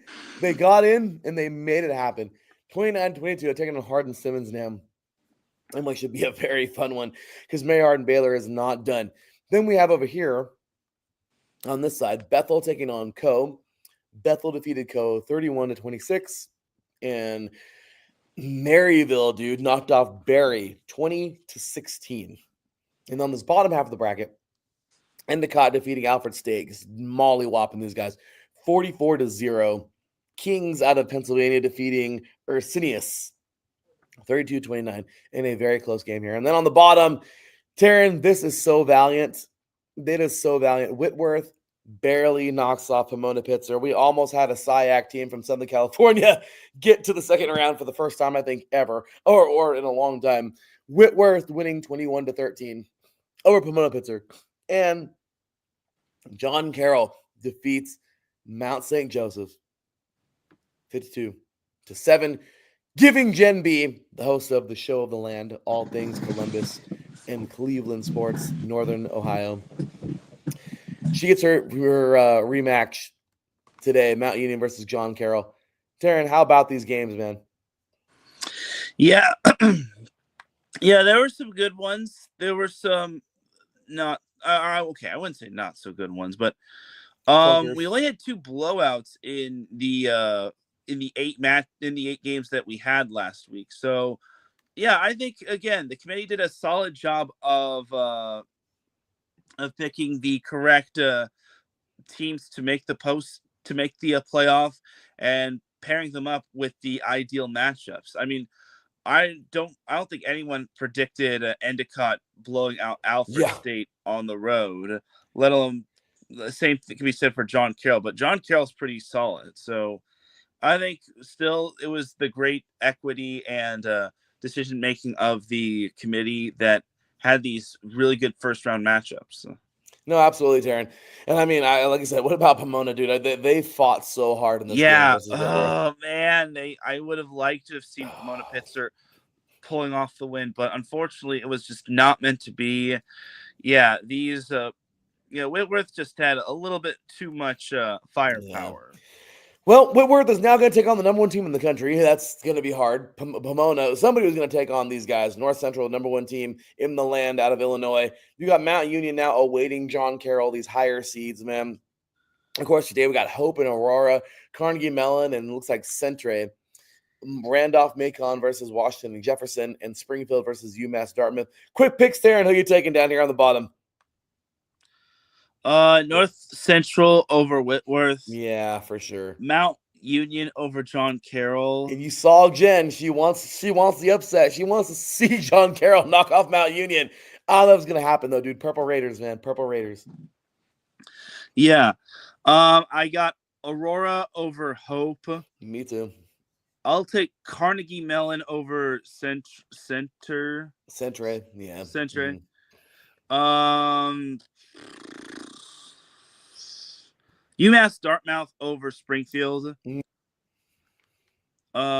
Washington and Jefferson over Randolph Macon. Yeah, I believe so. I believe that one as well. This one is a no-brainer, man. Endicott, this is a Boston-New York battle right here. But Endicott, they're good, but Cortland are the defending national champions. Yeah, I'm taking Cortland too. And I will take Salisbury over Kings. Good game. I agree. I think it's going to be a good game, man. But yeah, Salisbury has been really good. And on the top half of the bracket, dude, how about this, man? La Crosse versus St. John's. That's going to be a hell of a matchup. Yeah, I will take St. John's over La Crosse in a close one. I'll also take, you know what? I'll take Hardin Simmons over Mary Hardin Baylor in a close one. I'm going to go Hardin Baylor. They fought, dude. They're just fighters. So let's just see if they get it done. Linfield and Texas Lutheran should be good. Yeah. Yeah, I think Linfield wins that one. Me too. Susquehanna and Hobart. This should be a good one. Home of Division III Super Bowl champion Ali Marpet. Remember those years for the Buccaneers? Yeah. But yeah, dude, Susquehanna and Hobart should be a good one. Yeah, I'll take Susquehanna. Same here. We have Wartburg out of Iowa taking on Wisconsin Platteville, and of course Johns Hopkins and Grove City. I'll take Johns Hopkins over Grove City and Wisconsin Platteville over Wartburg. Oh, these should be fun. Teran, Division 3, man, does not disappoint. I am really, really, really, really excited for today's games, man, because we get the right champions in these ones, man. So this year, I really hope that it ends up the same in the other, in the FBS.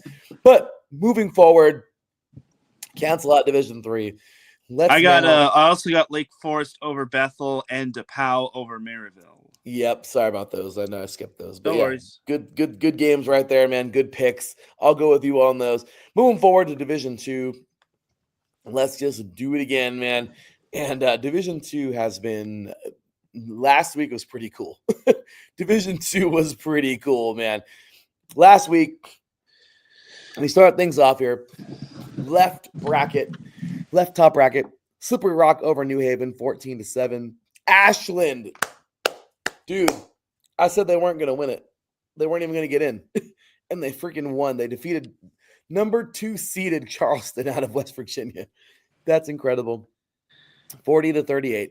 Number 3, California University out of Pennsylvania. They defeated East Stroudsburg 30-27. And on the right side, Central Oklahoma. I had to bring this up on Tornado Takeover with Angela and Fred because this was a great game, man. They had an amazing season. They defeated Ocheetah Baptist 38-31, but now they got number 1 Ferris State. Ouch. Let's see. Grand Valley, dude. Oh, are they on a collision course with their rivals again? Ferris State. They defeated University of Indianapolis 24-7, and then Harding, the defending national champions, knocked off number 3 Pittsburgh 48-3. The Gorillas. And then on the bottom half here, we had Miles over Carson Newman in a close one, 14-13. They now go on to face Valdosta State, number 1 seeded in that bracket, Valdosta State. Virginia Union. That's my buddy played, man. They defeated number 2 Wingate. Big upset there, 34-31. And Lenore Ryan also upset number 3 West Alabama, Tyreek Hill's alma mater, 37-34. And there we go. And then the bottom right bracket, we have Minnesota State, the Mavericks, coming off a title a couple years ago themselves, defeating number 4 Augustana, another upset there, 20-19.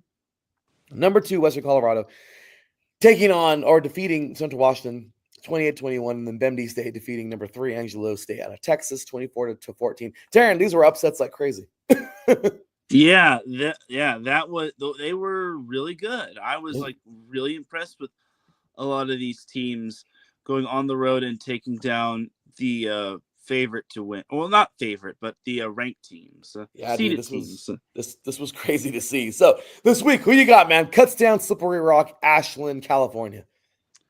I got Kutztown over Slippery Rock, and then I got California over Ashland. I'm sorry, Gen B. I know. I'm going to keep on picking against these guys. They're going to keep on winning. So let's just see what happens. Number 1, Ferris State. And number 4, dude, this would be a heartbreak if Central Oklahoma loses. But Ferris State's too good. And I gotta take Ferris State.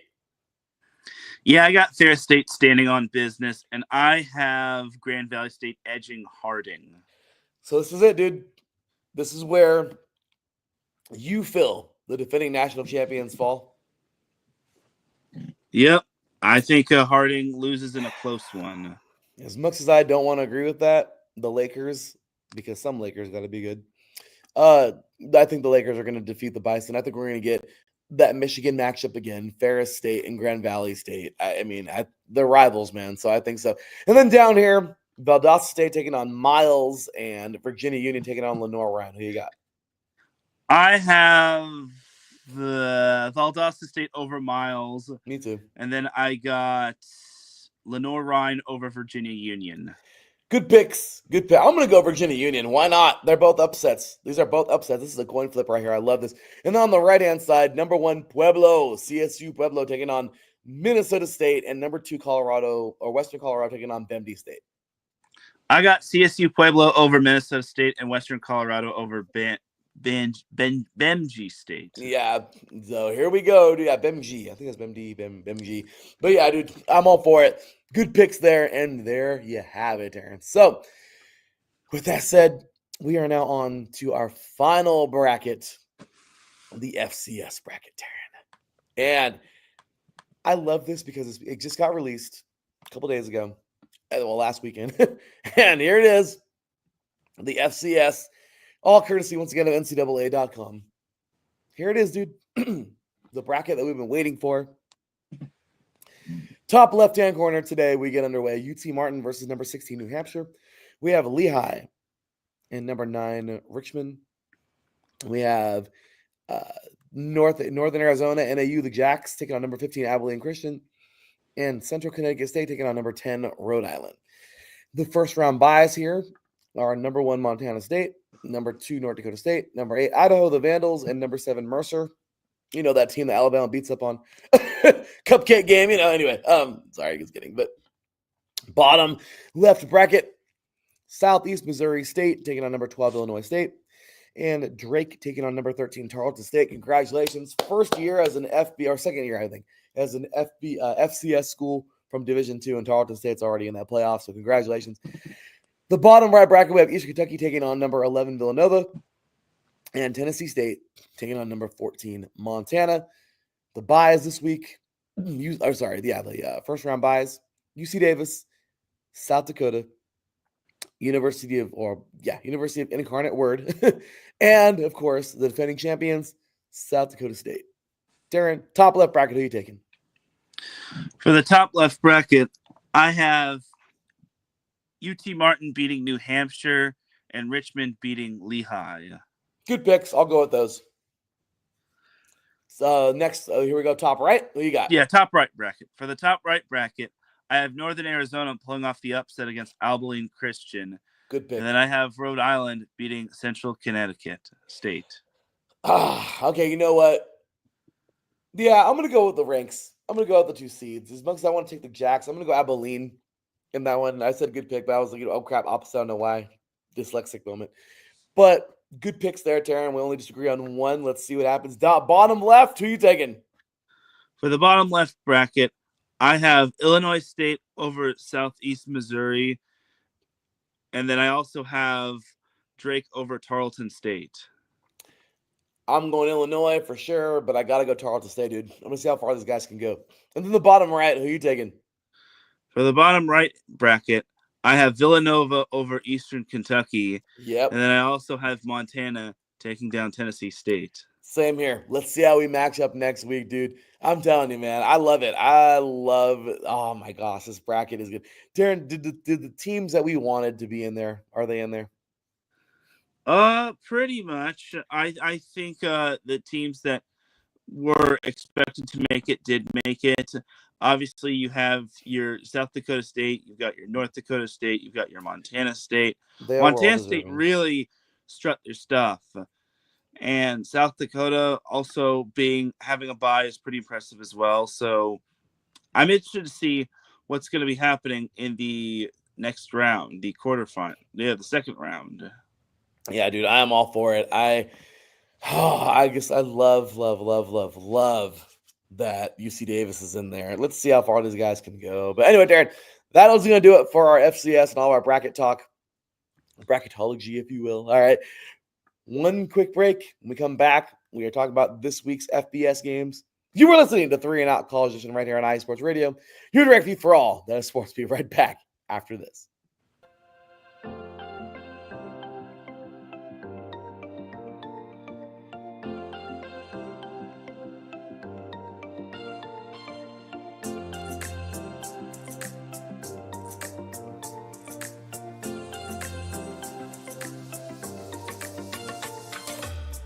Are you a fan of Buffalo sports? Are you thinking of changing loyalties and becoming a Buffalo sports fan? Do you even know where Buffalo is on the map? Did you know Canada is closer to Buffalo than New York City? Welcome to the Buffalo Huddle, every Tuesday night at 7 p.m. Eastern Standard Time and 4 p.m. Pacific Coast Time on IE Sports Radio, your direct feed for all that is sports. I'm your host, Patty Bax. This is a podcast designed for you, the passionate sports fan. I know you love your sports. Who doesn't?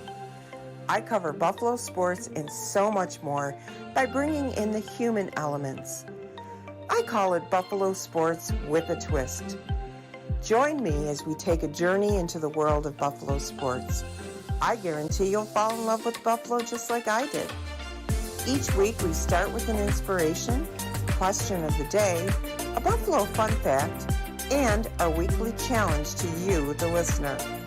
Come huddle up with me every Tuesday at 7 p.m. Eastern Standard Time and 4 p.m. Pacific Coast Time for the Buffalo Huddle with Patty Bax on IE Sports Radio, your direct feed for all that is sports.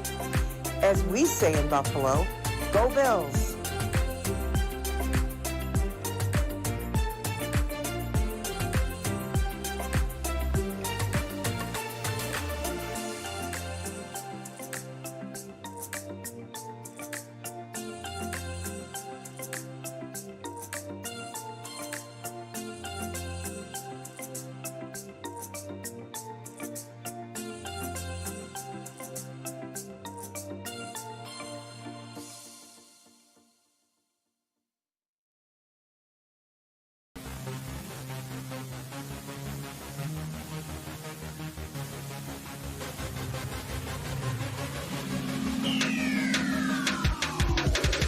What's up, everybody? This is Teran Rodriguez.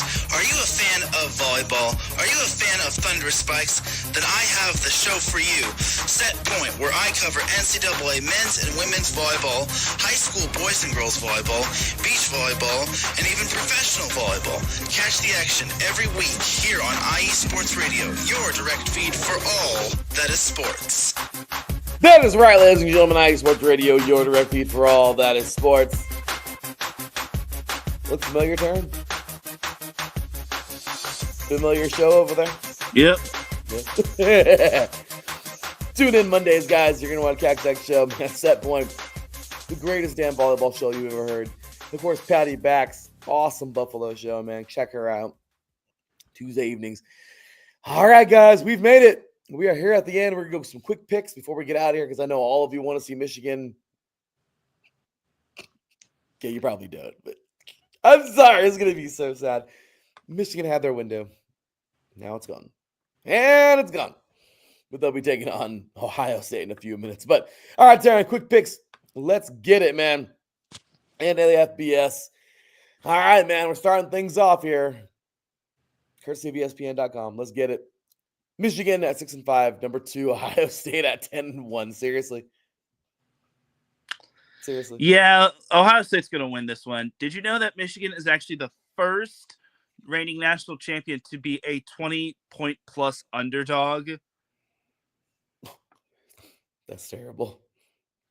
That's terrible. Yeah. Michigan should be thankful that they won last week. Otherwise, they'd be fighting for their lives. Yeah, they're bowl eligible. Thankfully, they're barely bowl eligible, so they might play against USC. Shouldn't have beaten USC, though. Yo, I know. That was a bunch of crap, but Michigan should win this game huge. Number 8, Tennessee taking on Vandy. Hey, it's a Tennessee battle. Number 8, Tennessee, 9-2. Vanderbilt, barely bowl eligible, 6-5. Who you taking? God, I want to pick Vanderbilt so badly. Wouldn't that be funny? I mean, yeah, this would be a nice little baseball matchup, but look, as good as Vanderbilt is, I got to go with Tennessee as the safe pick. I think Vanderbilt covers, though, and I think they make this close, but I think Tennessee just edges this one out. Yeah, this would be you're right, the Vandy boys taking on the defending champions in baseball, Tennessee. They've both been champions recently. That's awesome. That'd be a good baseball matchup. You're right. Unfortunately, it's not baseball. Go Bulls. Right. Rocky Top. We have ranked here. Number 15, South Carolina at 8-3. Rivalry matchup here. Number 12, Clemson at 9-2. When's the last time 2 South Carolina teams have been ranked like this? This is pretty good. Yeah. Search me. Can we also stop naming these stadiums like Memorial Stadium or Memorial Coliseum? Can't we just have something a little bit more original than Memorial something? Please. Or at least put something in front of it. But please. Anyway, Clemson versus South Carolina. Man, this one's a tough one. I think South Carolina has been playing great, but you know what? Give me South Carolina. I'll take the fake USC. Yeah, right. Might as well. Let's see if they beat Clemson. I think they deserve it, dude. They've been playing good all year. This is gonna be a really close game. I'm gonna take South Carolina by a field goal. Number 23, Illinois. Hey, we have an Illinois battle. Number 23, Illinois at 8-3, taking on 4-7 Northwestern. I'm sorry. I tried to make that one cool, and it's not cool. This one's so easy to pick. Illinois over Northwestern. By a lot. It's at Wrigley Field, by the way. Hey, it's a cool venue to lose Northwestern. So, let's see how much the Illini wins by today. 7-4 Louisville, 4-7 Kentucky. This game is weird. The Battle of the Bluegrass. Yep, Kentucky battles. That's right, Battle of the Bluegrass. Well, obviously I'm going Louisville, but Kentucky is an SEC team. I don't know. Louisville's winning this one easy. Kentucky is not good. They're not. They are not good at all. So. Kentucky. I don't know, Teran. Oh, screw it. I'm going to go Louisville. I almost had to change the heart there for a couple seconds. All right. We have 7-4 UConn taking on 2-9 UMass. This is the battle of the Northeast up there, but this sucks. This game sucks. UConn winning this one very, very easily. This is like one of those freaking Thanksgiving games from 2 days ago. This is Duke. This is like the comatose game. It really is. This game sucks. Duke at 8-2. Wake Forest at 4-7. Carolina battle. Duke easy money. Duke, I'm with it. Let's go Blue Devils versus the Demon Deacons. That's a crazy matchup. 5-6 Kansas. Teran, did they become bowl eligible today? They got 7-4 Baylor. You know what? Give me Kansas. I think Kansas takes down Baylor in a thriller. Rock shock. I'm with it, dude. Let's go. 6-5 West Virginia. 7-4 Texas Red Raiders. I'm taking Texas Tech. Yeah, because some Raiders have to be good. So I'm with it, dude. I'm with it. 9-2 Raging Cajuns taking on the 5-6 UL Monroe. I'll take Louisiana in this one. As much as I like to see UNL Monroe win, I just feel that Louisiana is just hot like spicy gumbo. They really are. They are. And UL Monroe, dude, they've been, I don't know. They've seen better days, I think. Maybe not. I don't know. UTSA Roadrunners at 6-5, taking on the Army at 9-1. Taking Army in this one. Army is going to be super pissed about last week, and they're going to take their anger out on UTSA. I agree. Army is going to dominate. We got the 5-6 Mean Green. I tried to change it up a little bit, but it wasn't working. North Texas taking on the 3-8 Temple Owls. Yeah, I'm taking the Mean Green. They're so mean. Because they got to get bowl game eligible. Yeah, they do. Because, I mean, they're not that mean because they're not that good. But, I mean, hey, at least they can get to a bowl game. They might play against USC, you know? Yep. Hey, you know, they might do it in the Burger King Whopper Bowl, you know? So, let's, you know, I mean, what else do you play in? Yeah. Okay. 5-6 Eastern Michigan, home of Max Crosby, taking on the 5-6 Western Michigan Broncos. Hey, that's actually a pretty good game because they're pretty evenly maxed. They're both playing for a bowl. They're both playing to be bowl eligible. They're both rivals. This is actually a good game. Yeah, this is pretty much an elimination game in terms of like bowl game eligibility. I'll take Western Michigan by a hair. Me too. I'll take Western because they're home. So I keep on saying number. I want to keep on saying number, but there's no number here. The 3-8 Mid Tennessee Blue Raiders taking on Florida International at 3-8. Who are you taking? Can both these teams lose? I'm just kidding. They both suck. I'll take FIU. Yeah, I'll take them because why not? The 5-6. The stadium that they play in is named Pitbull Stadium. Something tells me this has something to do with Pitbull being the owner of that. But I digress. I mean, do you think you'd pick a winning team? I don't know. I'm just kidding. Dale. All right. Coastal Carolina, 5-6. Georgia State, 3-8. Sun Belt, Fun Belt, Aaron. Yeah, I'm taking Coastal Carolina. They're about to be bowl game eligible. Yeah, and Georgia State is not.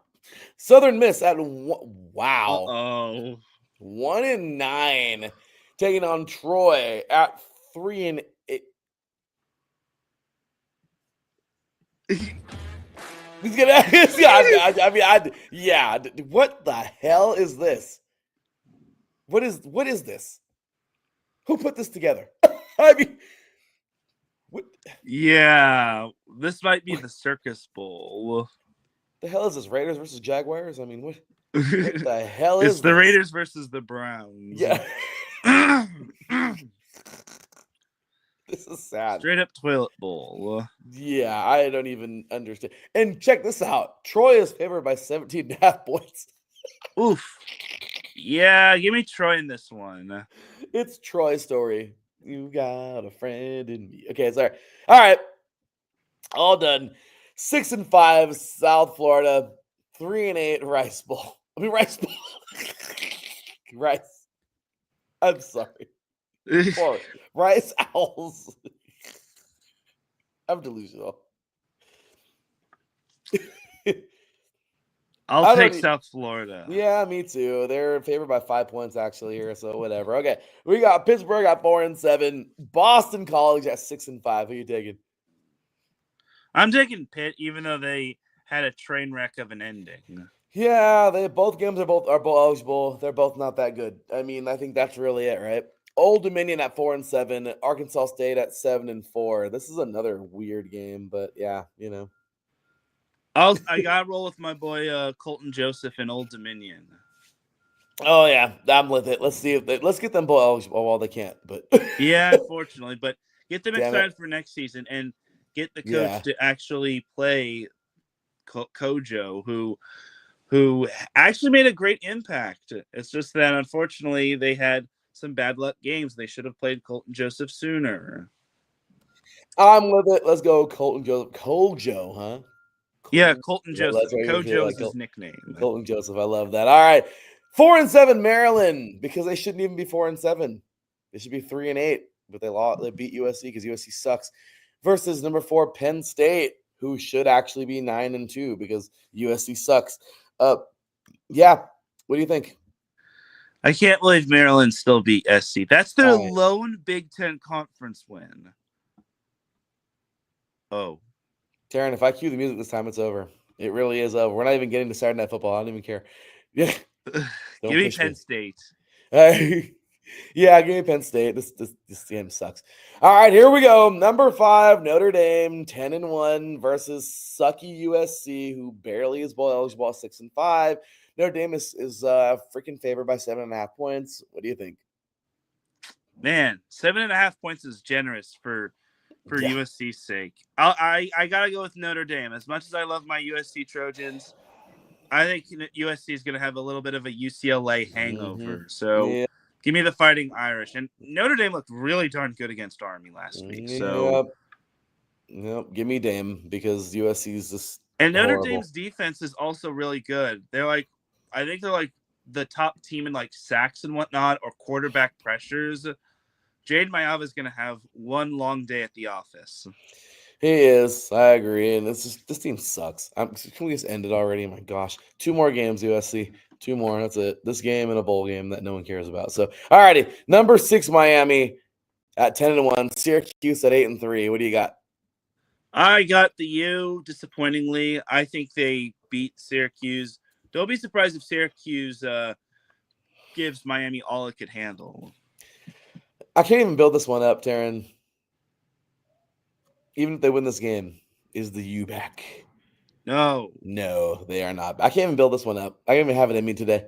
The U just they're just cupcakes. it would be funny if Clemson was able to make it into the ACC championship because over.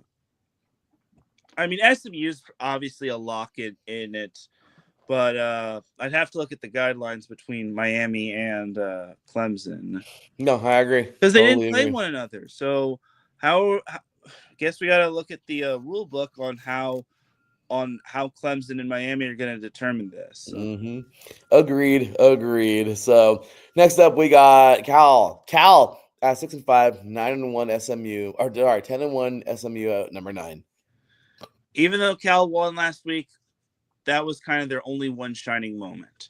Give me SMU in this one. And even March Madness. Yeah, SMU all day. We have the Iron Bowl that has so much riding on it because Alabama's number 13. They're officially out of the playoff at the moment. Or at least, what we think at least the top 12 teams go, but we'll see how this goes. Alabama, this is a must win. Seriously, if they lose this, they are definitely out. They are 8-3, number 13 in the country, but they are hosting Auburn, their bitter rivals, War Eagle, who is fighting for at least a bowl game. This is a fun one. This is actually a really good game. Man, I wish this game was at Auburn, but I know. You know what? Give me Auburn in this one. I'm taking Auburn. War Eagle. I'm taking Auburn too. Why not, dude? Why not? Nothing to lose, right? Alabama has been a complete mess, and I know and Auburn's coming off of a big win, while Alabama's coming off of a big loss. Plus, yes. Auburn needs the win to be bowl game eligible. No, that's for sure. That is for sure. So, all right, bro. Here we go, man. Number 16, Arizona at 9-2, 4-7 Arizona. The Territorial Cup. If Arizona State wants to have any shot of making the Big 12 championship, they need a win. Give me the Sun Devils. Yeah, me too. I love to see the Cats do it, but all right, let's go Sun Devils. Arkansas at 6-5, Missouri at number 21, Missouri at 8-3. I'm gonna take Missouri to shred those Razorbacks into little bite-sized pigs in a blanket. Dude, yeah, this should be fun. I'm really excited for this. Like, really. This is gonna be a game where I think it's gonna be underrated because I feel like Arkansas State's they're gonna give some push in this game. but obviously pigs in a blanket. Yeah, Mizzou's got this deal. So, all right, Rutgers at 6-5, Michigan State at 5-6. I'm taking Michigan State to win this one. They need the win to be bowl game eligible. They're gonna come up big against Rutgers. Yeah, I totally agree with that, dude. Should be fun there in that game. So next up we got Fresno State at 6-5 or 5. Yeah, 6-5. UCLA 4-7. We talked about it yesterday.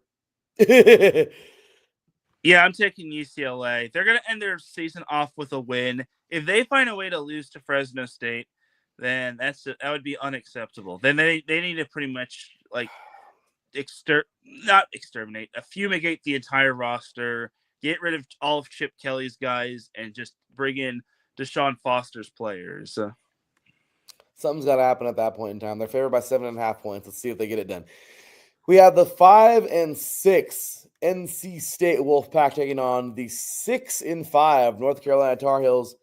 Well, hey, one more chance to go bowling, but they got to beat their rivals. NC State, of course, has to beat their rivals. Or does North Carolina just look better for bowl season? What do you think? I'm taking NC State. North Carolina's too fraudulent. I like it. I like that. I'm going to go Tar Heels, but you're right. They are fraudulent. Central Michigan at 4-7, taking on Northern Illinois at 6-5. The Chippewas cannot be bowl eligible, but hey, they can end with pride, right? What do you think? I will take Northern Illinois. Remember, that's the team that beat Notre Dame this year. The only team to beat Notre Dame this year. Which is crazy. Absolutely freaking crazy, right? So we got that deal going on. UAB at 3-8. Charlotte at 4-7. Wow. I'll take Charlotte in an ugly game. Let's go 49ers. 2-9 Florida Atlantic Owls taking on Tulsa. Oh my gosh, at 3-8. Another suck fest. Give me Tulsa in this one. Yeah, I'm with you. This isn't basketball, unfortunately. I know. Too bad for them it wasn't. 8-3 Jacksonville State. Hey, taking on the Hilltoppers at 7-4 of Western Kentucky. This is basically a spot for the Conference USA championship next week. Jacksonville State's already locked in, but yeah, if Western Kentucky loses, Sam Houston State will be representing in the Conference USA championship. Agreed. If Western Kentucky wins, then Western Kentucky has the tiebreaker over Sam Houston, and they'll be facing Jacksonville State next week in the conference championship match or championship game. But that being said, I'm taking Jacksonville State because we all want to see Sam Houston State in the conference championship game, and we don't want to see Western Kentucky in it. Wouldn't that be great? That's pretty cool, man. Yeah, no, I'm with you. This is a good one. That's a toughie. I'll go Hilltoppers. Kennesaw State at 2-9, Louisiana Tech at 4-7. Oof. I'll take La Tech. La Tech. Why not? They suck. Both teams. UTEP at 2-9, New Mexico State at 3-8. Yikes. New Mexico State. Las Cruces and El Paso aren't that far apart from each other. This is just a bus road. I mean, a bus trip game, right? I'm sure. So TCU at 4-7, Cincinnati at 5-6. There needs to be some football team in Cincinnati that should be good and consistent, and that deserves a happy ending. Give me Cincinnati. Oh, that's a close one for me. I'm gonna go TCU. And by the way, if you didn't catch that last one, I'm gonna go New Mexico State in that last one. But yeah, Cincinnati. Let's see if they can get it done. I agree. They do need a team over there that could be consistent and good. Not the Bengals for sure. But I don't know. I'm just gonna add salt to the wound. Sorry, I'm gonna go TCU. Go Frogs. Bearcats need the win to be bowl game eligible. They do. They're knocking on the door, but can they do it? App State at 5-5. Georgia Southern at 7-4. I'll take App State because they deserve a happy ending and they deserve to be bowl game eligible. They do. Wyoming, I'm going to go with them too as well.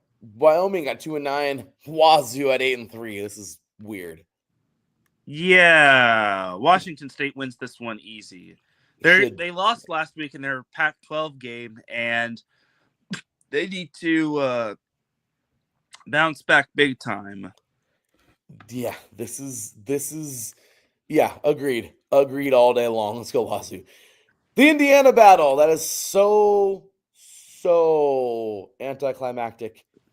1-10 Purdue, 10-1, number 10. Lots of 10s in the Big 10. How you like that one, Teran?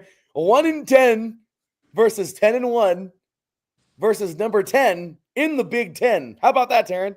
That is wild. But I'm taking Indiana easy money. I'm going to Indiana by 10. I'm just kidding. No. By Indiana's going to be so angry from last week. They're going to take all their anger out on Purdue. There might even be a mercy rule that indicated. Yeah, this might be jacked up. Florida at 6-5. Florida State at 2-9. The Sunshine Showdown.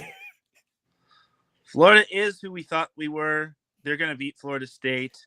Florida State, once again, it is Nacho year. Nacho year, homie. Now go get that sponsorship with Doritos. Because, again, it's Nacho year. I love that. Oklahoma's Bulldogs, 6-5, taking on LSU at 7-4. Who you got? I'm going to take Oklahoma. Even if Oklahoma didn't win last week, I think Oklahoma would win. I would have picked Oklahoma to win this week. I got Boomer Sooner over those fraud LSU Tigers. Yeah, I don't know what it is with LSU this year. I can't pick them. I just can't do it. I would like to. Oklahoma's not that good either, but I just feel like they'll get it done. I don't know. It's weird. All right. Here it comes. Washington at 6-5. Number 1 Oregon at 11-0. I know the score. I know. Okay, Oregon is favored by 18.5 points. But Teran, this is an old rivalry. What do you think? Does Washington somehow, some way? Or are you like, oh, no. Oregon all day. Washington has a grand total of many wins on the road this year. They have 0 road wins. Oregon is going to chop this team up into bite-sized pieces, easy money. And eat them for breakfast. This is going to be jacked up. Yeah, so I'm with you on that one, dude. We have number 24, Kansas State at 8-3, taking on number 18, Iowa State at 9-2. This one is fairly obvious. Texas is going to win. They literally cannot lose this one because if they find some way to lose to A&M, then I would say their SEC title hopes will go down the drain. But that they do have a loss to Georgia. And they do have a loss to. They would also have a loss to Texas A&M, and both teams would be 6-2. Well, Texas would be 6-2. So, as long as Texas doesn't lose to A&M, they're fine. Holy crap, you are so right. It's so true. Agreed. Same team. Let's go Iowa State. Wait, no, let's go. Let's see what happens. But Teran, this one would have been so much fun if Nevada would have had their crap together this year, but. 3-9 Nevada, Reno, taking on number 22, UNLV at 9-2. The battle of the Sin City Bowl, but I will take UNLV. Yeah, that's for sure. I'm with you all day. Virginia at 5-6, Virginia Tech 5-6. Someone's gonna be bowl eligible, and it is a rivalry game. This is the Turkey Bowl, right? Yeah. Looks like yeah. In that case, I will take Virginia Tech. Let's do it. I'll go Hokies too. Screw it. Marshall at 8-3, taking on James Madison, who's also at 8-3. The Thundering Herd versus the Dukes. This is going to be a really good game, man. I got Marshall winning this one. I'll go Dukes. This is a fun one. It's a pick'em game. I love it. Let's see what happens. Houston at 4-7, taking on number 19 BYU at 9-2. The Cougs have been disappointing this year, man. Well, they started off. They were like 9-0, they were undefeated at one point. I think 8-0 or 9-0, and then they've lost 2 of the last 3. So I'll take BYU if they want to have any hopes of make it to the Big 12 Conference Championship. They need a win because Colorado is just awaiting who comes out. Oh yeah, and I'm an idiot. This is the Cougar Bowl. I was talking about Houston being disappointing. But I totally forgot. I was like 9-0, but I'm like, oh yeah, BYU's the Cougars too. I'm stupid. But yeah, Houston's been disappointing. BYU's been solid. They're favored by 11.5 points. I'm going to take them, but if they lose this game somehow, some way, I don't know. Air Force. They don't deserve to be in the Big 12 championship. They don't at all. 4-7 Air Force taking on 3-8 San Diego State. I mean, you can't get much sadder than this game. I'll pick San Diego State just because they deserve some sort of like happy ending. Yeah, let's go SDSU. And you got 5-6 New Mexico, the Lobos. Can they be bowl eligible? Beating on the road Hawaii, who's 4-7, who has no chance at a bowl. What do you think? You know what? I'll take New Mexico. Me too. Let's go, because they need some, you're right, some kind of happy ending there for sure. Last but not least, Darren, here it is. Saturday Night Football, the final one of the year. Number 3, Texas at 10-1, taking on Gig'em, number 20, Texas A&M at 8-3. This is, I don't know why I feel that this is actually going to be a scary close game. What do you think? We go over this one? I picked Texas. Oh, my bad. Well, I'm sorry. We missed one. We actually did miss one. Kansas State and Iowa State. Yeah, I'm sorry. I think I'm sorry. I tried to go over. That's the one I wanted to pick, but I said Texas instead. But yeah, well, you picked Texas. I picked Texas as well, right? Right. Yeah. Sorry, I skipped the wrong game, I guess. But number 24, Texas State at 8-3, Iowa State number 18 at 9-2. I got Iowa State winning. Iowa State needs to win in order to have any sort of shot at the Big 12 championship. Yeah, so true. But yeah, going back to that Saturday Night Football game, man. That game, look, Texas, they need this. They need this. The Aggies are that team who will upset them if they're not on their crap tonight. Yeah. They're home. They're in College Station. They need this game so bad because they want to try to put their stake in that top 12. I don't think they're going to make it. And actually, make it to the SEC championship game. And the SEC championship game. Taryn, a lot is riding for the Aggies in this game.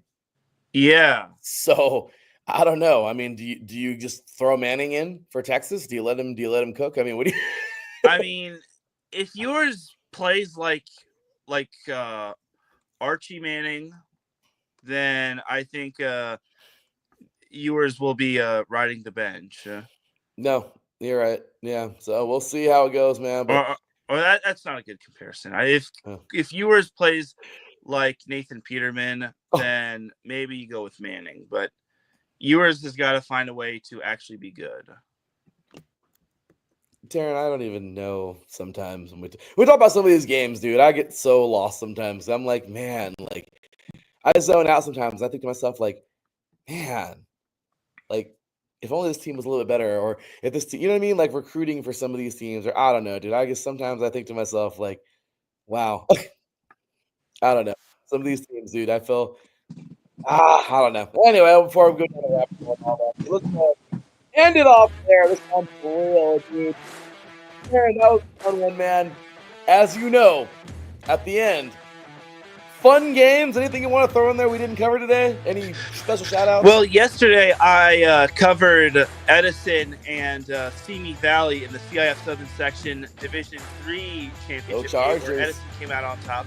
They won despite not having their running back, who did not deserve to be suspended, even though he got 2 unsportsmanlike penalties. But yeah, Edison is back on top, and they're going to see who they'll be playing in the SoCal Regional Playoffs. They're going bowling. They're going bowling, dude. I love it. I love it. That is really cool, man. Well, you already know who I'm shouting out, man. I got to give a big, gigantic shout out, of course, to Marietta Valley. They are taking on Newberry Park today. 11-2 Nighthawks, 13-0 Newberry Park, Division II CIF. That is going to be huge, man. And of course, you already know I got a shout out across the street, man. Marietta Mesa. These youngsters got it done, man. Playing for it all in the Division VI championship today. Taking on 9-4 Glendora. They're both 9-4. So congratulations to those two teams. Darren, you gotta love it, right? You gotta love it. Yeah, Marietta Valley and Newberry Park is going to be a big time matchup. Bear Bachmeyer versus Brady Smigel. Ooh, that sounds like fun. Well, hey, Taryn, it's been fun, bro. We got ourselves some good games today. Michigan and Ohio State's already what we thought it would be. Let's just be real. And there we go, man. So congratulations once again to all those teams who have been moving along in the playoffs. Here we go, Taryn. We are getting closer Today, we're going to know who's who in the 3C2A, who our Final Four is, if you will, NorCal, SoCal. And there you go. Big ups to our awesome sponsors, Planet Jerky, Premium Biscuit, Beef Jerky, Seal the Deal, Wax Seals. Make sure you get your orders in now for all of your, like I said, letters to Santa, all those good deals, man, gift wraps, all that stuff, put your stuff on there. Make sure you follow us all over the place, IE Sports Radio. 3 and Out, CEIE, of course, Teran Rodriguez 1, me, the _LB53. For my boy Teran Rodriguez, from me, your boy Larry B. We'll see you next week. Until then, take care, and as always, God bless. Peace. Peace.